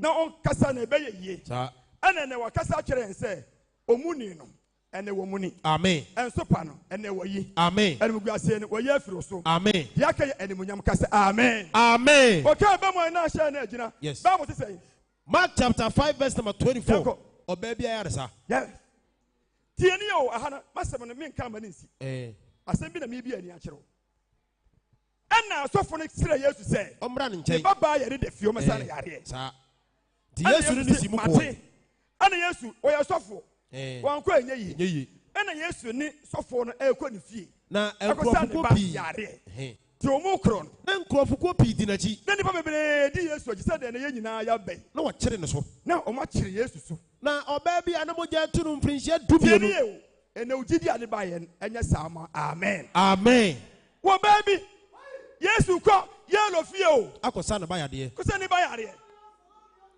ɛna ɔbaa bi a mogya tu no mfirinhyia dumienu na wɔhu na ma ne pii ayaresafo bebree nsɛm ɛwɔ adusifoɔ ne adɔktafoɔ nsa no wahwere n'ahodeɛ nyinaa watɔ ne nneɛma nyinaa nanso ansi ne yie ɛso wanya hwee na mmom yareɛ no kɔɔ so yareɛ no kɔ so a ɛberɛ a wobɛyɛ tii Yesu nka no ɔba no te Yesu nka sɛ wɔkɔ yɛlo fie no wobɛfiri Yesu akyi wɔ nkurɔfokuo nim ɛna wɔhwɛ a wɔno Yesu nim no sɛdeɛ ɔnim yɛro no Yesu ni no oni no wɔyɛ dɛn no ɔkɔ ne nkyɛn sɛ bɛrɛ nsɛm yareɛ wontimi nkɔ na mu ɔkɔ yɛro fie deɛ nanso onya gyidie sɛ bɛdi n'akyi obɛdi Yesu akyi na ɔpɛ n'ataadeɛ emu asɔ wɔbi pɛ Yesu nsa wɔ ne ba so no ɔsɛ obi pɛ n'ataadeɛ oyidie na nyɛ saa ma amen amen abiyawo wonyankopɔn ukra wonifan yakobo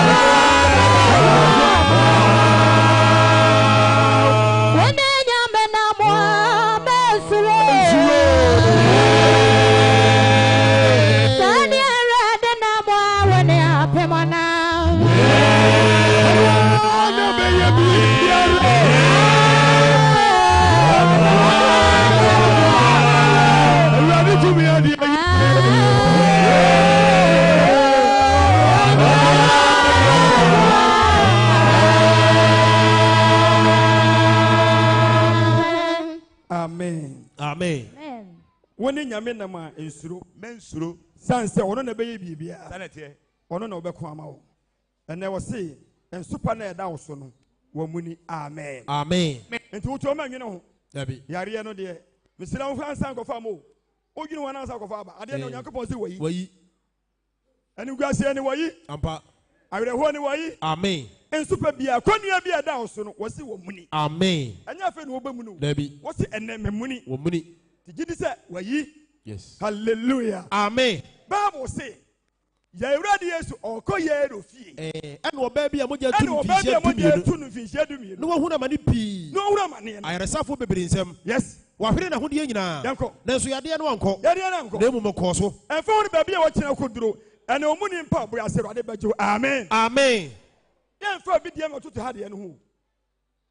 Yan for baby dem otutu ha de no ho. Debi. Me call baby. Ahanya baby na akoye na. Ay pebi ankonya. Aha de Awurade se wayo. Amen. Amen. Ah. Yes. Oba ne ti Yesu nka no. Oba ne ti Yesu nka no. Obefiri na chi won nkrofo nim. Ofiri na chi won nkrofo kuo. Ana ode ne nsa beka na taade. Ana ode ne se so Yesu ataade na. Na oba ne ka obi pa Yesu nsa se mra ne baso no. Obi pa na taade ano. Ana oso mu no yes. Ana oba ne ka se. Ana oba ne ka ni mu se. Se me de me nsa kana taade nko a. Tie ni ye o. Ene ahaya ye we no.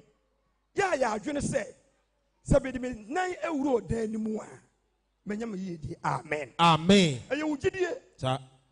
Na adwene se ebia wo ma hada. Wo ta ba ha. Hwe me ne odifo ene nyame di bibi kire me ha.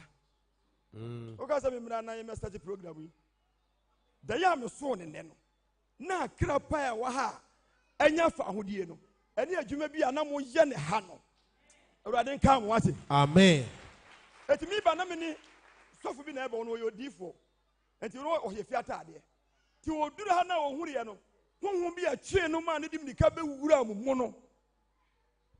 Enti na mahwe ni yese se onya asam ketua. Adwuma na mo ye ne dan ma ha no. No o ma ha da wo. Ti oduru ha na o huru adwuma mo ye no. Tumi kire no se up and down. Enti ma tare de up and down na hye. Enti me ogidie se eneme de nyame de kire me. Anadwo ya ha de be kire me abayi. Enti me say wo ha na wo ye nhyira. Amen. Amen. She say de nyame aka no wo adwuma isa we.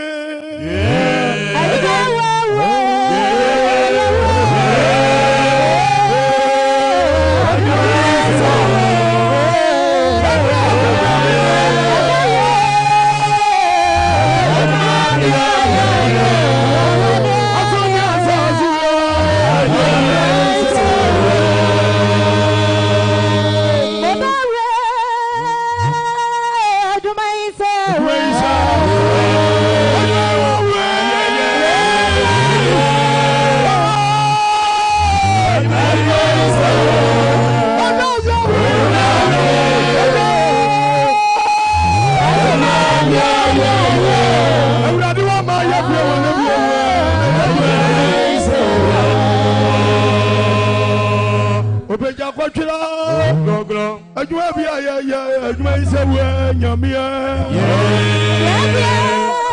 adwuma ise we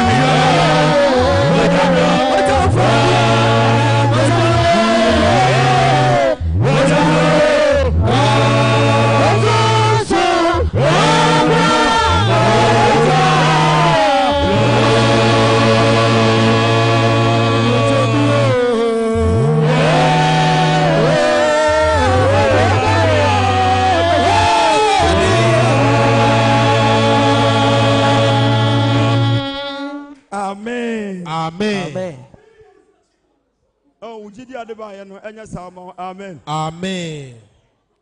And you took the man among one. Amen. Amen. Oh, amen. Amen. Oh, amen. Amen. Obana kan woni timu se. Ana obana kan timu se. Sa me de mensa kan atade nko a. Me de mensa kan atade ano a. Me ho beye me den. Me ho beye me den. Na entamo a. Na entamo da. Ni moje etu no twai. Hallelujah. Amen. Bosama urade mame. Ana ya dai. Ana woti won honda mu se ne yade na jai. Mu se yade ne nyina jai. Na entamo na Yesu hu se. Ana wo mu na wie. Ana wo mu na wie o. Amen. Obane de na ho na o. Didi onya na wo se moja na atwa ne yade na jai. Yes. That's a money. Yes. I am the money me. I am the money me.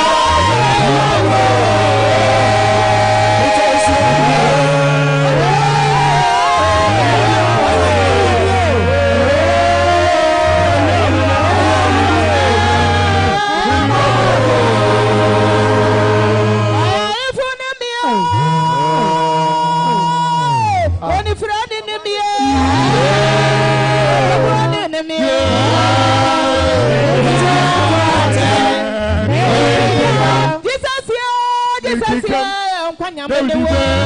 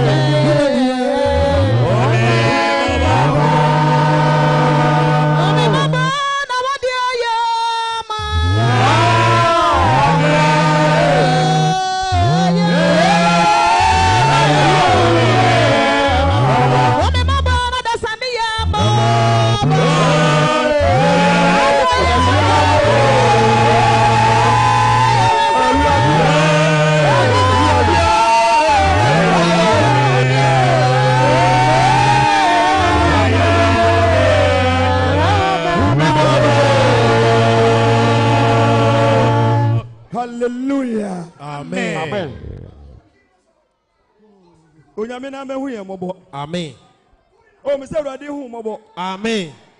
Oh, Yesu hu mobo. Amen. Sa say ye yare. On say yare. Aho kira ba. Onyin firi yeso. Amen. Enu mu gase ne do dodo. What? Nti on say on shebre. Enu mu gase ne do so dodo. De yen fa kukura yese wafa. Ne yen kan ya yese waka. Awurade kan o wai. No onye enu mu gase ne firi so. Amen.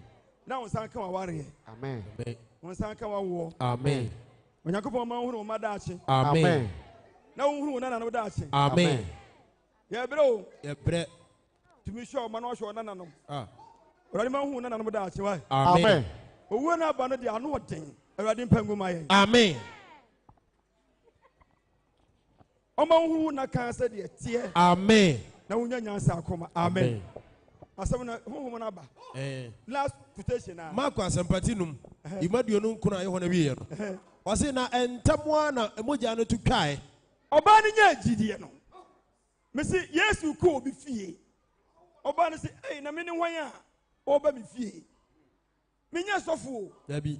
Sofo no se ne ba yare nti Yesu mara. O ye sofo. Unya sofo. Eh.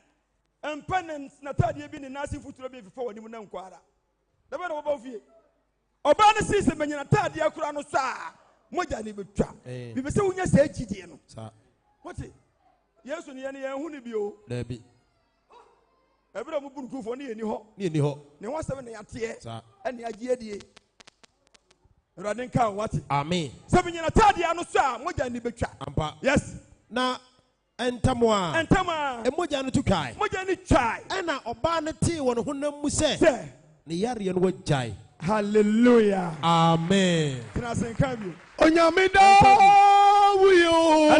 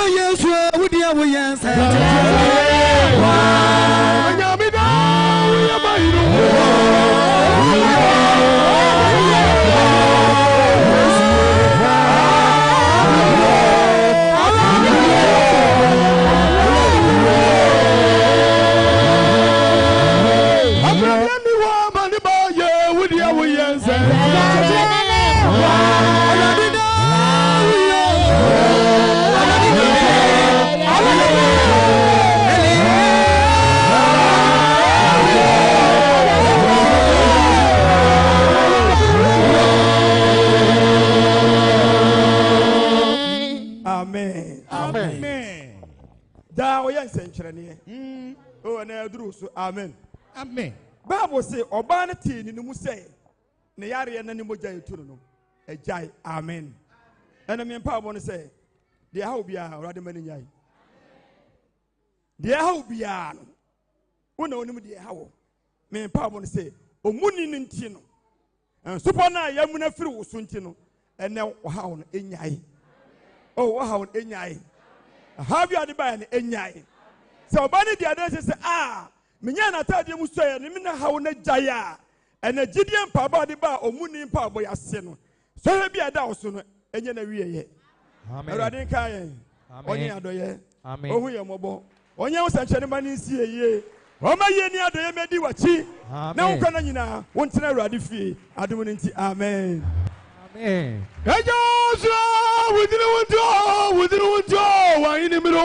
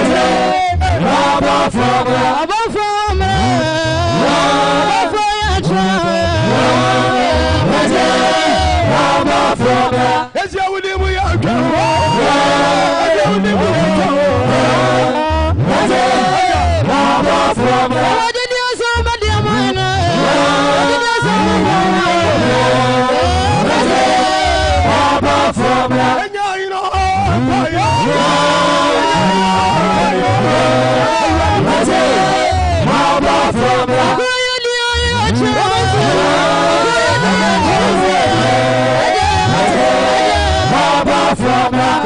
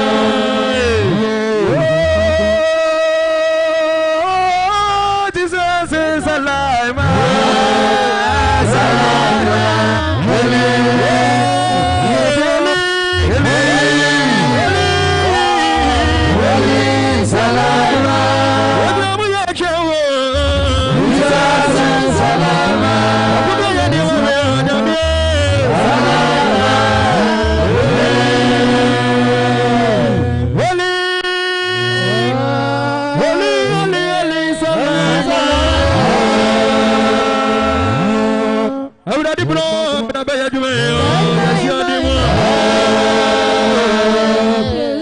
akubia ya dia ya no Sane sra ba do ba ya dwuma be ma yo akubia dia Jesus is alive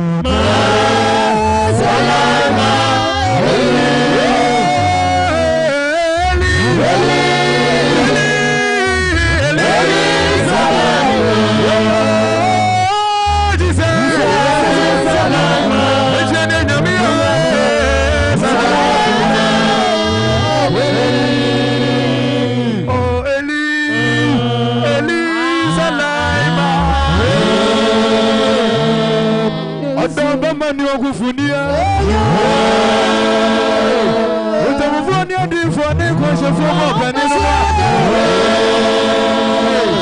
Somali no yedio nusu asafonyina Yetumi pele pa senchene fe abronya Hallelujah montini so na wadi senchene dio Onyame yese udi mu amaye ni obi ro do Jesus is alive.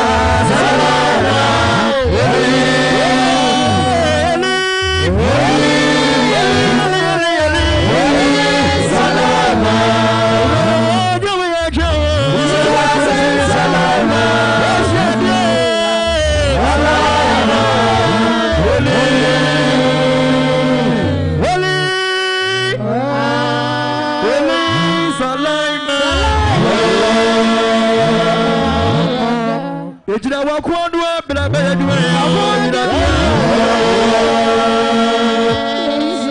Wo ti Kristo bla bla bla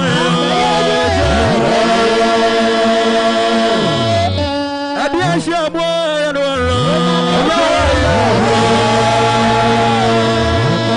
Sane sra ba do ku bia ya de ma me Yo Jesus is alive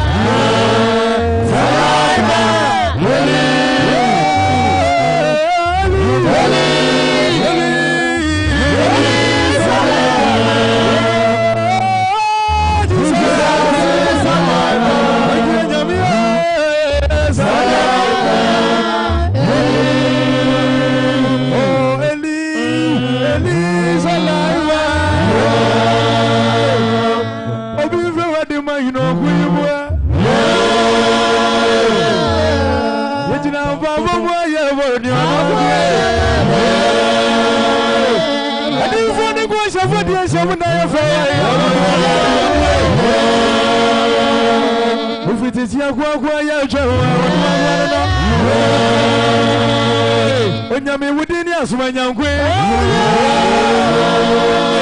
Onyame wudini afuni awe Atira subra wa fizi dresa wachinia Ayasa fu onyame amewa nukwe Jesus is alive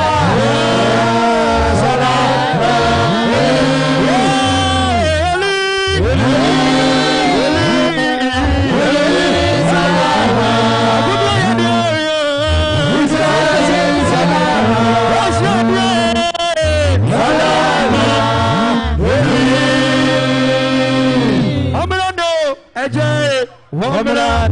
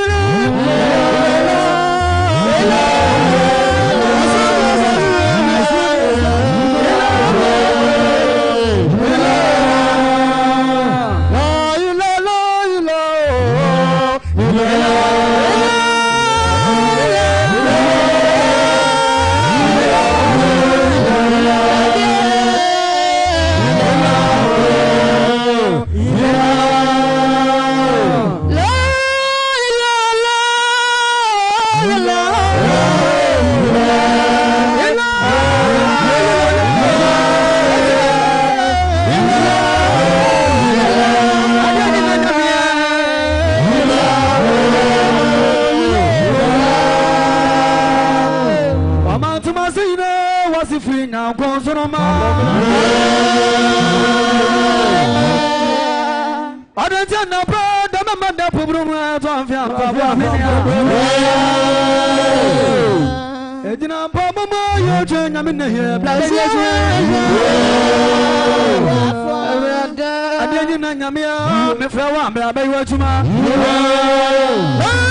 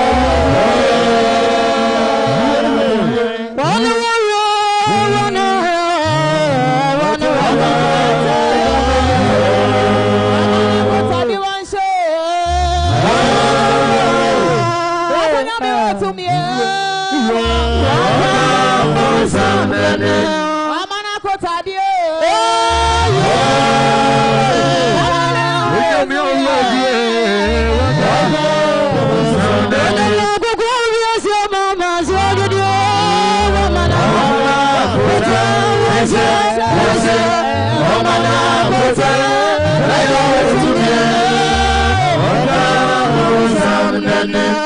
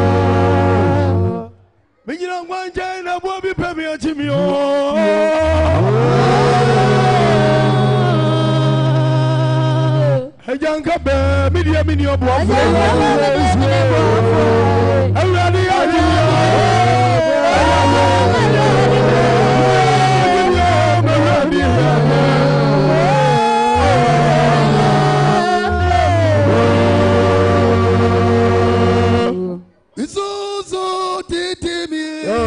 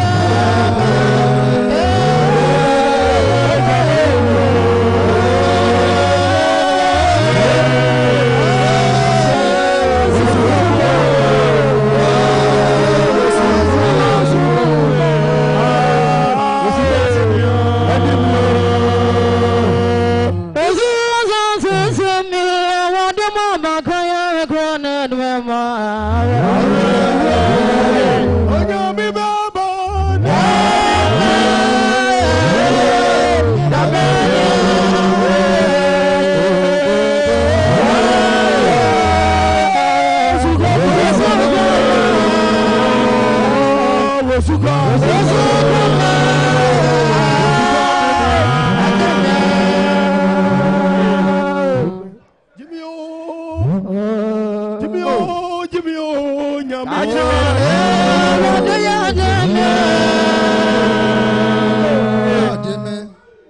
you are time for to me to say,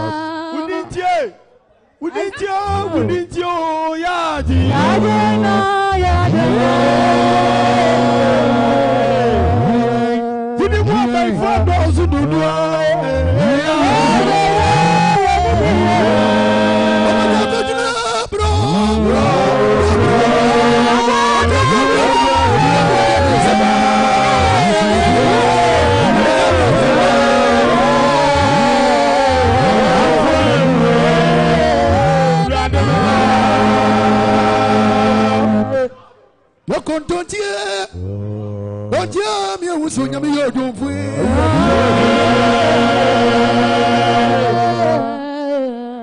Odomfu mo do meme.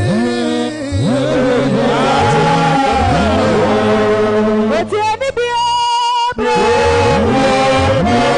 Oja ni bia.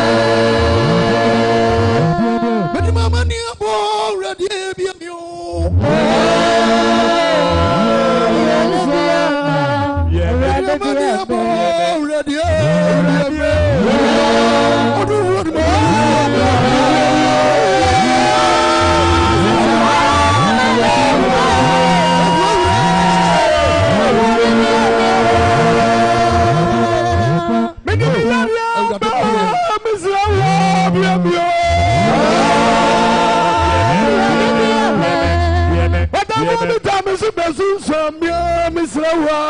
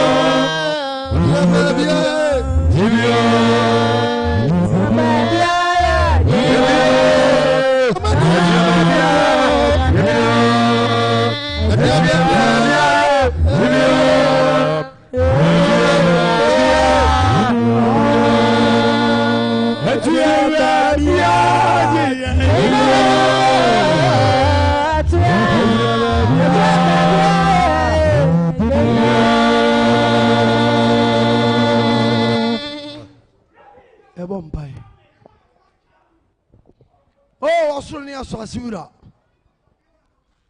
Amama Yahine Krobatui Bachinabu Israel Butentim. Oh, I will tell you, my Israel for so no me was so.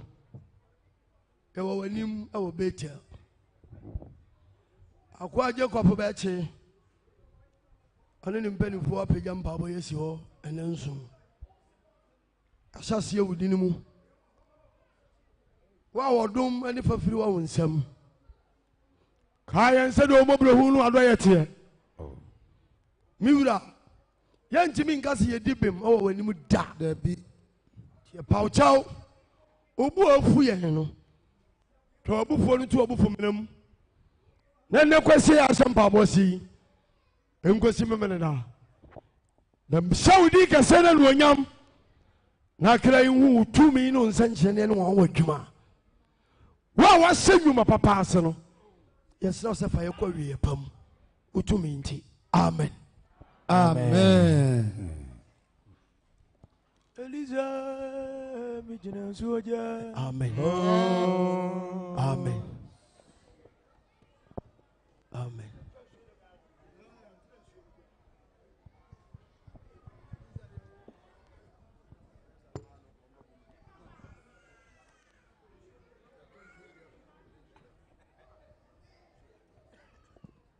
Epamachao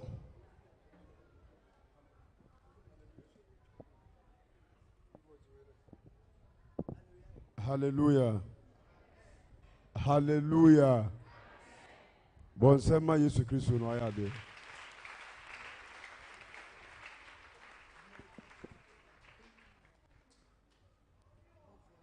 Empire no yene mo kan se elenke be pon no nsia.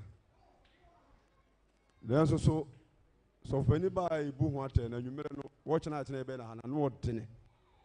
Ena difuo ya ene mpanifo ya ne do wo kyena no. Nti se ya mpon na ya nkogye ya home a nwumere ba ye ntimi na nwumedwuma na be na ha so eden.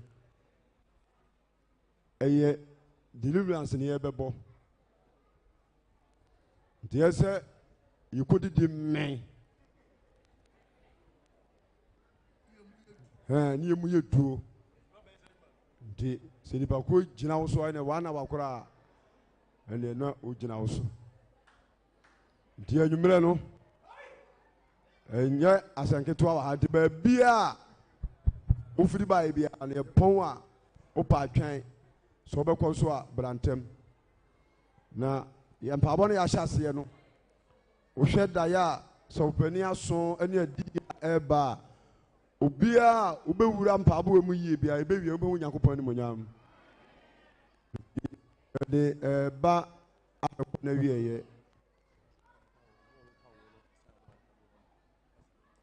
de ba bekɔ na wieye nti leja eba be di dwuma na fe ewia de to aso bia na de aba amen me pa ma chao mo a mo abonti nyina madawo ma mo mra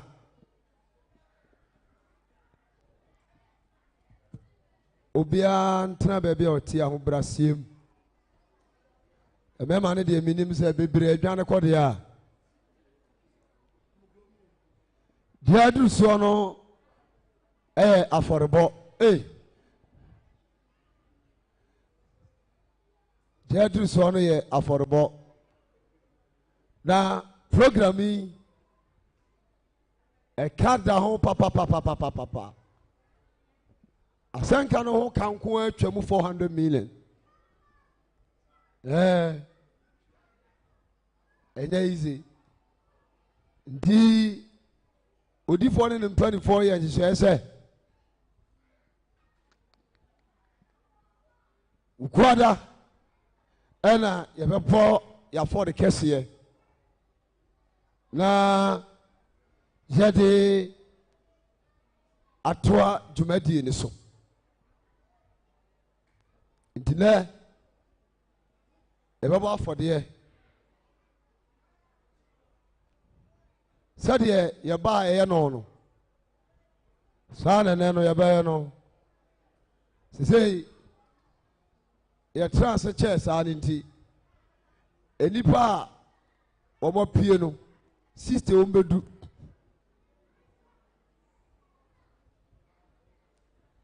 nti mo a mo a no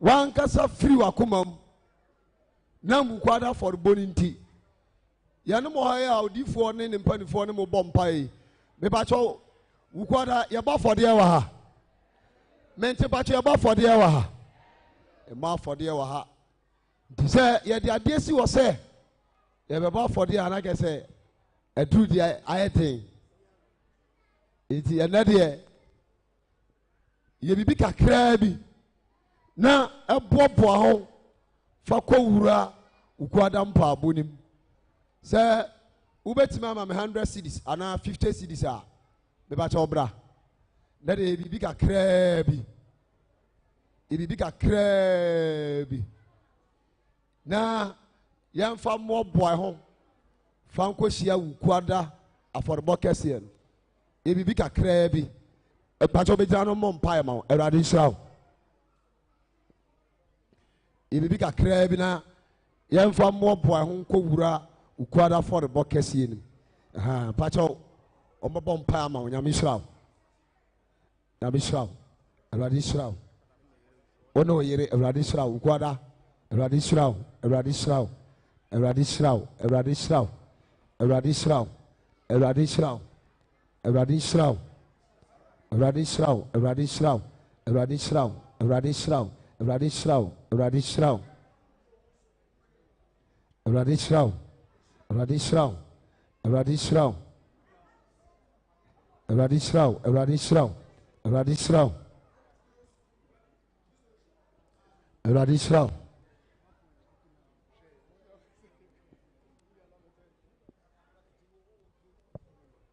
Radishraw. Radishraw.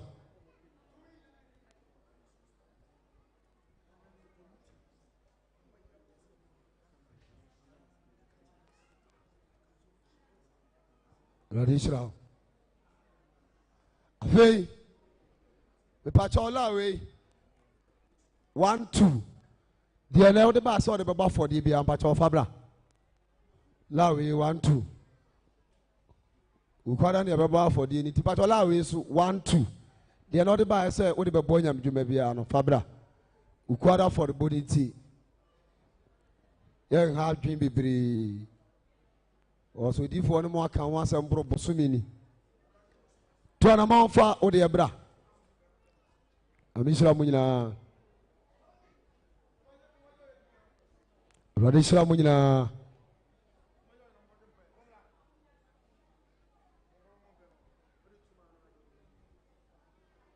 radishra mo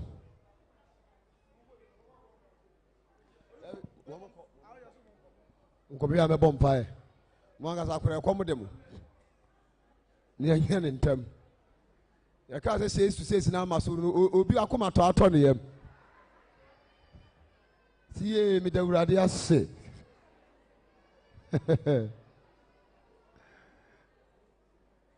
ya kwa ba nwumre abe watch night kase pa woni mu dada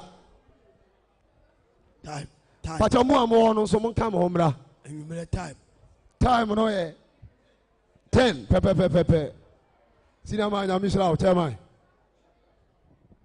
10 p.m. sharp na ya wa ha pacha se uwa bontena onfa ukwara shiana wa for the bomb ya me pacha babo biwai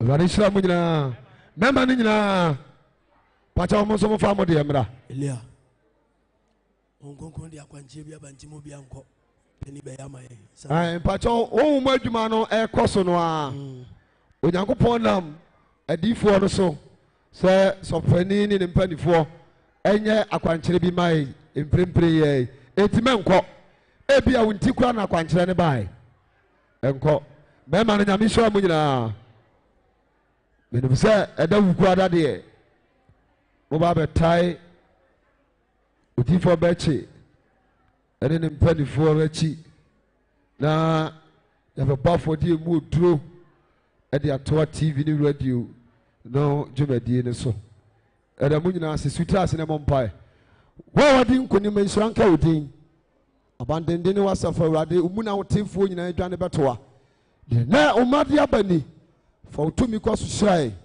de oni adwuma no ma ne bi de obi nso pagyam de ɔhwehwɛ mo afiri obi nkyɛn afɔrebɔ nti ma ne nsanka o Yesu Kristo di mu nti amen obon sam kɛse a awurade hyira True Faith Church International, Sokoban Wood Village, First Boiler Junction, Otihini Asase so. Ɛhɔ na wobɛnya asomdwie ama wo kra. Abusua bi wɔ hɔ a wɔn mu nyini nkyɛ. Ebi wɔ hɔ a awɔre nim. Abusua bi nso yiedie abɔ wɔn. Ne nyinaa firigye. Wɔn nso abusua no emu nsɛm te sɛn. Sɛ wɔyɛ krado, sɛ bɛwo so ne nyinaa agu a. Wɔyɛ Gilgal Season 2. Omuni Empire kɛseɛ. Kɔmunim ni wɔ asase ne so bubu nkonnua. Ɛnanson Empire akɔmhyene ɛne Mega Watch Night a tumi ne ogya di akyire. Ɛwɔ True Faith Church International, Sokoban Wood Village, First Boiler Junction. Asofo ne adinfo ahodo a wodi wanimonyam, wontumi ene wonwusra ebete adwumadi achi. Enie Apostle Samuel Owusu Boateng, General Secretary, Apostle Peter Mensah, Ashanti West Regional Pastor, Apostle Paul Ba, Kwaubi B District, Pastor Isaac Opoku Newton, Zonal Pastor, Kote, Prophet Peter Amua, Abrepo District, Head of Prophet, Prophet Joseph Okodie, Adwajiri, Zonal Head of Prophet, Deacon Samuel Frimpong, City Summit, Ashefa Branch, Prophet David Owusu Koforidia, Prophet Benjamin Akoto Macro, Prophet Paul Boadu Ebuakwa Macro, Onyame Nipa, Jumade nyina sini naso, ani Evangelist Prophet Deacon Jacob Bechi, Ashanti West Region Head of Evangelism, Omuni Empire Bokasie, Eshasie, Sunday 6, Ekosi Saturday 12 April 2025, Anaponon Kron, Ekosi Awia Nomyensa, Debia, Assemble Daso, Yeyi Joshua Nguma, Etie Enum, Ni Imu Enkron, na Awurade ka kyerɛ Joshua se, enema muni Mizim and super afri so. And until we friend Gilgal, the besi and Neyara, Kwasieda Yumreno, a deliverance session, and Mega Watch Night no so, a Friday, 11 April, and Najo Nondu, Kosisa Diabechi. Shadow so say, Jumadi Yunechi, Ukweda Biasu Yempaibo, and Dano, Betel Asasiba Sheki, from 0243 819756, and now 0249 983311.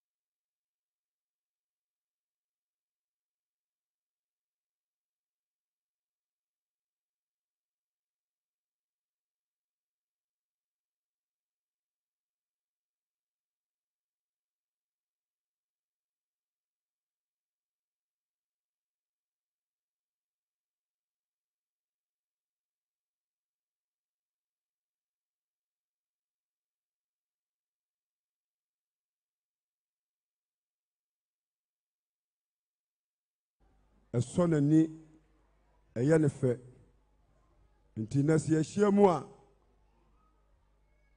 misa twum nasra na ɛsɛ 200 cities. 200. ahyia mu a ɔno deɛ dabi ɔde sika ba dada sika dabi ɔde ba nti yɛahyia mu a ɛnɛ ɔse ɔda nyankopɔn ase 200 Ghana cities. Amen. Nti yɛba bɛyɛ Abraham momfa nsuo no ɛsɛ mfa mpete obiara so nti monyɛ ho adwuma onyankopɔn yɛ adom a anadwo yi yɛbɛba watch night yɛn nyinaa yɛbɛwɛ ne abɔ mpaeɛ obi wɔ hɔ a honhom a no odi asie no atiwa wo mu ɛna ɛhawoɔ nti anadwo mmarima ma ne bɛdwiri egu udi agwa bɛtumi no ɛduoti no adu akyi akɔbɛ ha ne ɛyɛ bɔla gyanhye yɛmfa ankora bɔla gyanhye koraa sɛ nwa yɛbɛyɛ adwuma wɔ ha anadwo anya sɛ nketewa wo nti obiara mmra watch night ne bi na tumi a yɛde ahyɛ aseɛ no ɛntoa so na afei ɛmfa yɛnkɔ saa nti anadwo ɛba watch night tɛn bɛbɛpɛ ne astate deɛ nyankopɔn de yɛbɛsi biara ne yɛhyira so adeɛ kye ɛkyena nɔpa a mpaabɔ no bɛsa atoa so ɛbenada mpaabɔ no bɛsa atoa so ukuada yɛbɛba afɔdeɛ wɔ dɛm ma yɛafɔrebɔ no yɛde bɛfiri 50 million montie me yie yɛde bɛfiri 5,000 Ghana cedis yɛbɔ no saa bɛpem 500 Ghana cedis because adwuma no yɛyɛ no ɛyɛ kapaa nyɛ yize sɛ wonni akokoduro a wontumi yiso wa akokoduro paa nti yɛfiri fam saa ɛsɛ yɛka no ayɛ kɛse nti yɛsɛ yɛbɔ afɔdeɛ ne yɛtumi kɔtuatua ka no na afei yɛtumi toa so yɛ dɛn ɛyɛ adwuma no nti ukuada ɛyɛ afɔrebɔ yɛbɛbɔ afɔdeɛ yɛde bɛfiri 50 million 40 million 30 million 20 million 10 million 5 million nti baabi a ho ɔde bɛtim bi abɛbɔ na woba a onyankopɔn bɛhyira wo na ɛbɛyɛ ɛmmɔho bebree a ɛmfiri w'abrabɔ mu da na ɛbɛtena wo ne w'asefoɔ so ukuada nso honhom no de akwankyerɛ ba montie ne yie ɛsɛ ukuada ɛba mpaabɔ no a obi a ɔba mpaabɔ no bibiara no yɛnto yɛbɔ ase mpɛ paano a yɛato ne yie a ɛdɛ nti me ankasa mebɛtena ase ne kuma ase amapɛ paano a ɛdɛ no yɛakɔ akɔtɔ de aba ne yɛmfa nwosra no mfɔ paano yesu baa yɛde n'aduane yɛ mmienu pɛ paano ɛna red fish paano ahomɔne ntumi nsɛe no nti sɛ ho kasa se yɛmfa paano nyɛ nsɛnkyerɛnne a na kyɛ sɛ onyame bɛyɛ adwuma bi nti ukuada yɛn bɛbɛ nyinaa ɛsɛ mpanimfoɔ mfa paano no nyɛ akwankyerɛ ma yɛ nti ukuada no woama ntam a bɛtena abɔnten ne manka na meboa yɛbɔ ka no obi woama ntam a wobaa bɛtena abɔnten yi sɛ ɔba ntam nti anadwo yi mpaaba ne toa so nyambɔ ɔkyɛ anɔpaa yɛtoa so ɛbenada yɛtoa so ukuada yɛbɔ afɔdeɛ no obi ɔha biara bɔbɔa no bɔfoɔ no bi boaeɛ ne ntimi ntoa so nyɛ adwuma no yɛawada bɛtoa so efiada yɛbɛba nɔpa no na yɛsae aba efiada nadwo montie me yie m'ani abene na megyina ha no mo abo ekura me ɛyɛ sɛ odifoɔ baako ɛda hɔ ɛna obi baa ne kyɛ bɛka kyerɛ ne sɛ ɔnka nkyerɛ me sɛ mpaabɔ na me ne mpanimfoɔ no de asi hɔ no wɔn mo a ɛba mpaabɔ no bi nyinaa obiara mpɛ aboɔ mmiɛnsa montie ne yie na saa aboɔ mmiɛnsa no adeɛ biara wosu sɛ ɛyɛ nkuguo ɛwɔ abrabɔ mu no tie me yie yɛmmɔ mpayɛ ɛngu aboɔ no so na yɛntu amena yɛmfa aboɔ no nyinaa ngum yɛmmɔ mpayɛ sɛ onyankopɔn honhom nyɛ dɛn ɛnyi saa nkuguo no ɛmfiri yɛne a yɛaba no so nti maka kyerɛ mmaa no sɛ ɔmɔba wukua maka kyerɛ sɛ obiara mpɛ gu ne baage wode ɛgu baage mo ba a kyɛ aseɛ bɔ mpayɛ no gu so sɛ ɔte aseɛ but san deɛ ɛbɛyɛ no ɛfiada anadwo nti obiara frada anadwo no woboa yɛ mmiɛnsa wopa a wɔkyena wo ba a pɛ wadeɛ bra woɛku nkorowa nkorowa ɛwɔ mu a no wayi sɛdeɛ bɛma bi a wɔnyɛ sika na mpɛ sɛ ɔyere bi hu no so wo ka na otwa no sɛ ko pie yɛ aboa timi kura tugu mpase mebo a mo kan kyerɛ me so enti wo pa free china ba no fo abo bra wo na anim abra bom niema a akutia wo na wo bompa no fia no panifo ba hu adwuma na fi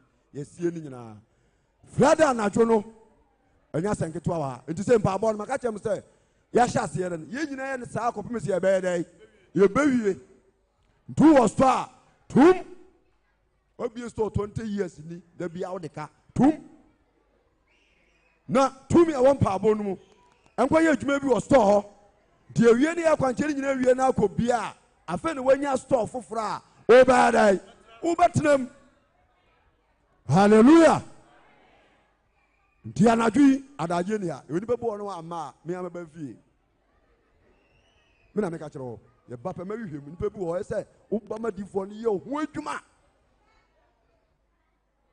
hallelujah tia na dwi adufo mmɔbo am ho umma ye huhu munwom saa na adifo no mpalifo no ye mompa no nyame tumi nsane na emeboa ye kristo nka ye da ye so pani so ye bɛda nase ne kwasem ni afi bia etu ye nsafre no ado ye bia no wagyae na obɛhye mpabo nase amae afra sɛ oba ye no na line no eye etisi form na ye second line baby a do to abraham ankwaso wure ko so fi wura so mebo a so fi wura so ni no ho na apim isa fi no akopim baby a mebra azekete no bon sema yesu kristo last year permit ba ne e bo 5 lines ne la ne 1 2 3 4 5 this year ba no ya bo 8 lines ebi ko 13 ebi ko 12 ebi so ko 11 bon sema yesu kristo do ba na ni age pa se adwuma na ye no e ko nanim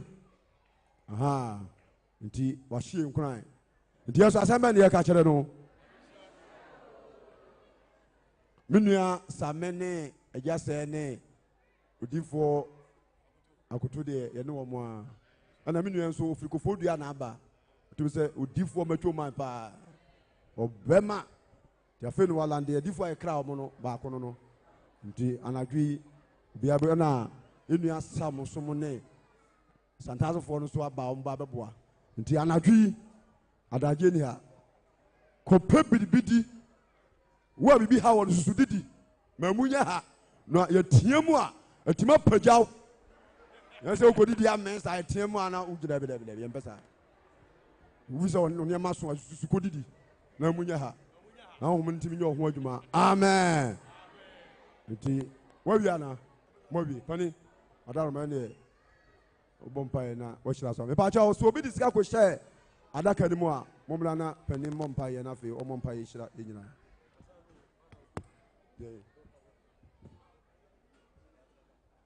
oh me amena are you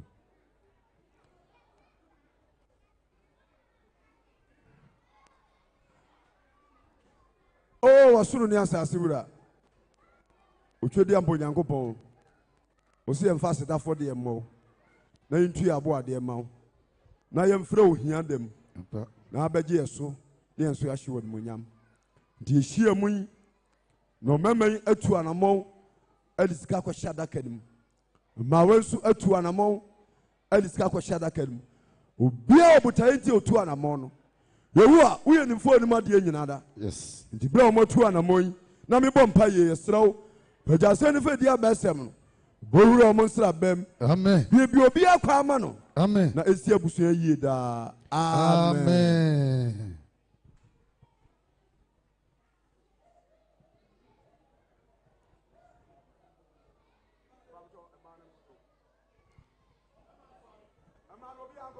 afede emani nyina nkoto mema ni nyina nsɔre na yɛ mompaye ne mfa anapa awie die enko na wieye oh abraham nyankopɔn amen wa yɛ isaac nyankopɔn amen na wa nso ni jacob nyankopɔn yɛ gya no musakuo du mienu nyankopɔn yɛ da wase yɛ kamfo din no yɛhyɛ kɛseɛ a hoteɛ no animonyam sɛ na motumi ne wadɔyɛ so yɛpagya mpaebɔ to w'anim no ɛnɛ woayɛ adɔyɛ anɔpa ɛbaa yɛfrɛ wo wɔna motumi so abɛdi yɛne mu kan ama yɛde ne dɛ mpaebɔ ɛrekɔ awieɛ woasɛm kyerɛ yɛn sɛ womu ne ɛnsopa afiri Israelfoɔ no so nti nɛ yɛbaa yɛyi ɔma yɛhu woasɛm akyerɛ yɛn sɛ ha ne amanneɛ bi yɛde baa wo nkyɛn no wona motumi nso amu no afiri yɛn so mewura asedanka wo daa amen ne wɔyɛ yɛda wase ho yɛ mmɔbɔ kɔ so a yɛyɛ adɔyɛ fa bɔne ne mfonsuo nyinaa kyɛ ha ne amanneɛ bi yɛde baa wo nkyɛn no wona motumi so ayɛ ho nsɛnkyerɛnneɛ wɔde nkonim ama wo ma yɛ ahyɛ wo din animonyam yɛde haw nyinaa baa w'anim yɛde ɛnsɛ nyinaa bɛtu w'anim woyɛ mpabɔ tiefoɔ no madeɛ nyinara tie mu bia hɔ yɛde baa wo nkyɛn no wonim ka yɛn na ɔyare no sane yareɛ de ɔyare no sane yareɛ ma ɔno afa afuro no ɔnwo asomdwie mu ɔno ɔhwɛ ɔba kyɛ wɔn bi ɔno ɔdwuma sɛe ma ne nyɛ yie ɔno ɔde yɛ awaresɛm Awurade bie kwan deɛ ne deɛ yɛ akwantuo Awurade bie kwan musua ne yɛsan bi adeɛ ɛnɛ mu no firi yɛn so ma nkom deɛ no nyɛ deɛ ne yɛhu yɛn frankaa deɛ nhyɛ odi nya sɛ woyɛ kɛseɛ Awurade ka yɛn yɛka ɔma ani akyerɛ amansan yɛ o sɛ ɔmu no nsopa ne awerɛhoɔ nyinaa afiri wɔn so nti berɛ a yɛfiri wɔ no mu kɔ fie yi yɛbɛduru fie no wayɛ nsɛnkyerɛnneɛ na haw no nyinaa to atwa woyɛ adɔyɛ ɔkyena yɛbɛdi nhyiamu a anadwo mpo yɛkɔ asa aba yi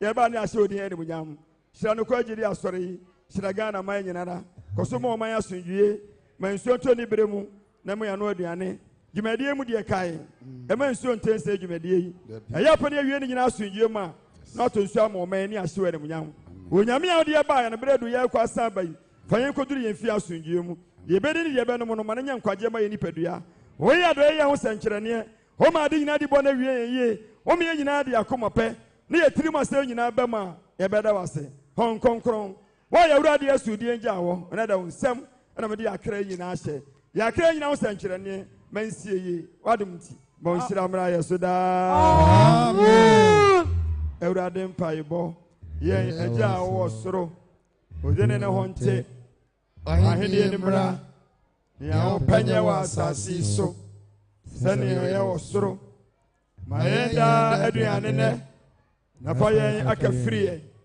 sɛdeɛ ɛdi firi hɔ na ɔde yɛn aka fa yɛn nkɔ nsɔhwɛ mu yɛfiri bɔne mu na hɔ na ahennie ɛne ahoɔden ɛne animonyam ɛyɛ a wɔde adaa amen Ojiri boni aya no adro nyame na mo amoni agenkwa na mo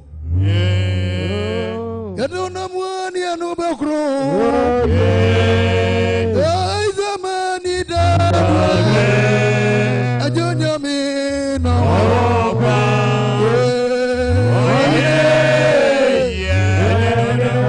Pita nyame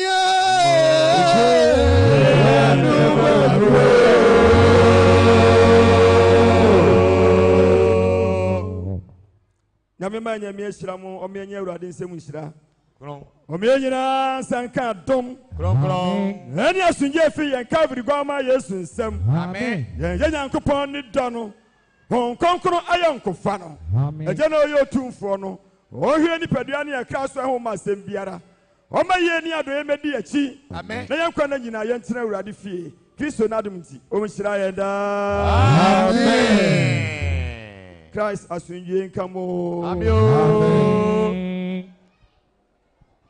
Dianadwi emema epamcho ye nyina besa aba Bonsa mra ema nyama mpacho ema mo pa wo oba bia wo pa wo bia mpacho brani mu awai oba wo de awo na awo asem na ade ba e brani mu asesi e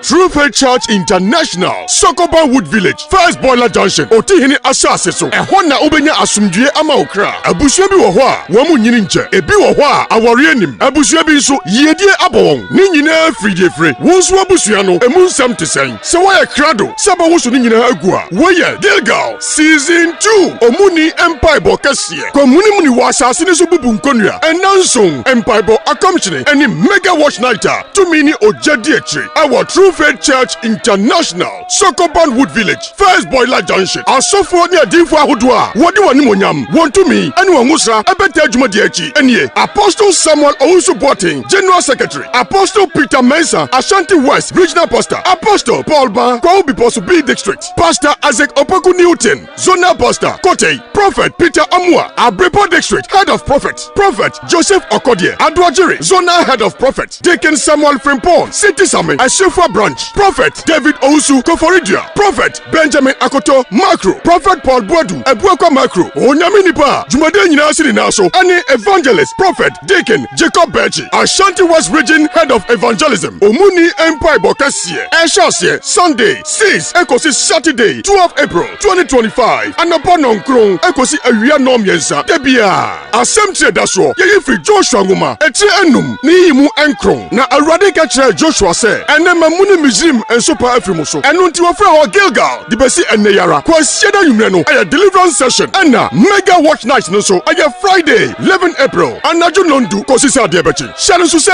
jumadi enyine echi, ukwede biasu yempaibo, edano, Bethel Asasibe Sheki, fra 0243-819756, and now 0249-983311, Nejinchemu, Gilgal, Season 2, Omuni Empire Bokasie, Komuni Muni Wasa Sinisu Bubu Nkonya.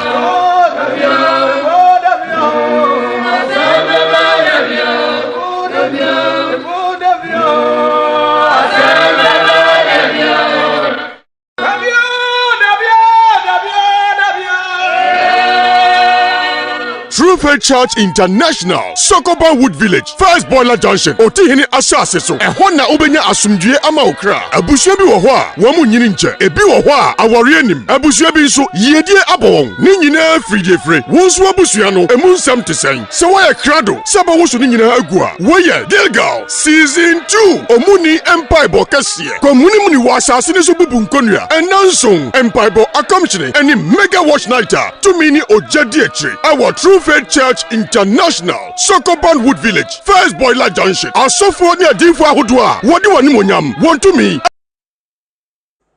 Nana ya shempa abonase.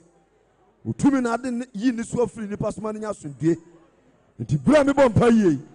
Mahoma eye dene na yansa nkyerene. Emesra ma wai. Emesra wura no mu. Emie be kwa ma wom. Ema omo asundue. Wo a wo tumi. Mishira memei, mishira mawe. When si wo mu yida. Amen. Tikristo yadma. Anadwi yego so, wo kyena so, yebesa ato aso. Yeba mecho adwontofo no microphone aka baako. Yesere mo adwontofo no. Mo ana mo very good. Mo twa mo ba. Afei OT Bible tete de no ebi wo ho se upe bi ato a me ba cho brasan engineers no sisia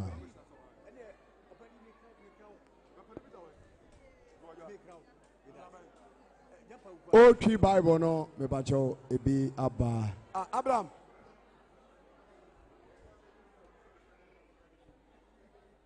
America now why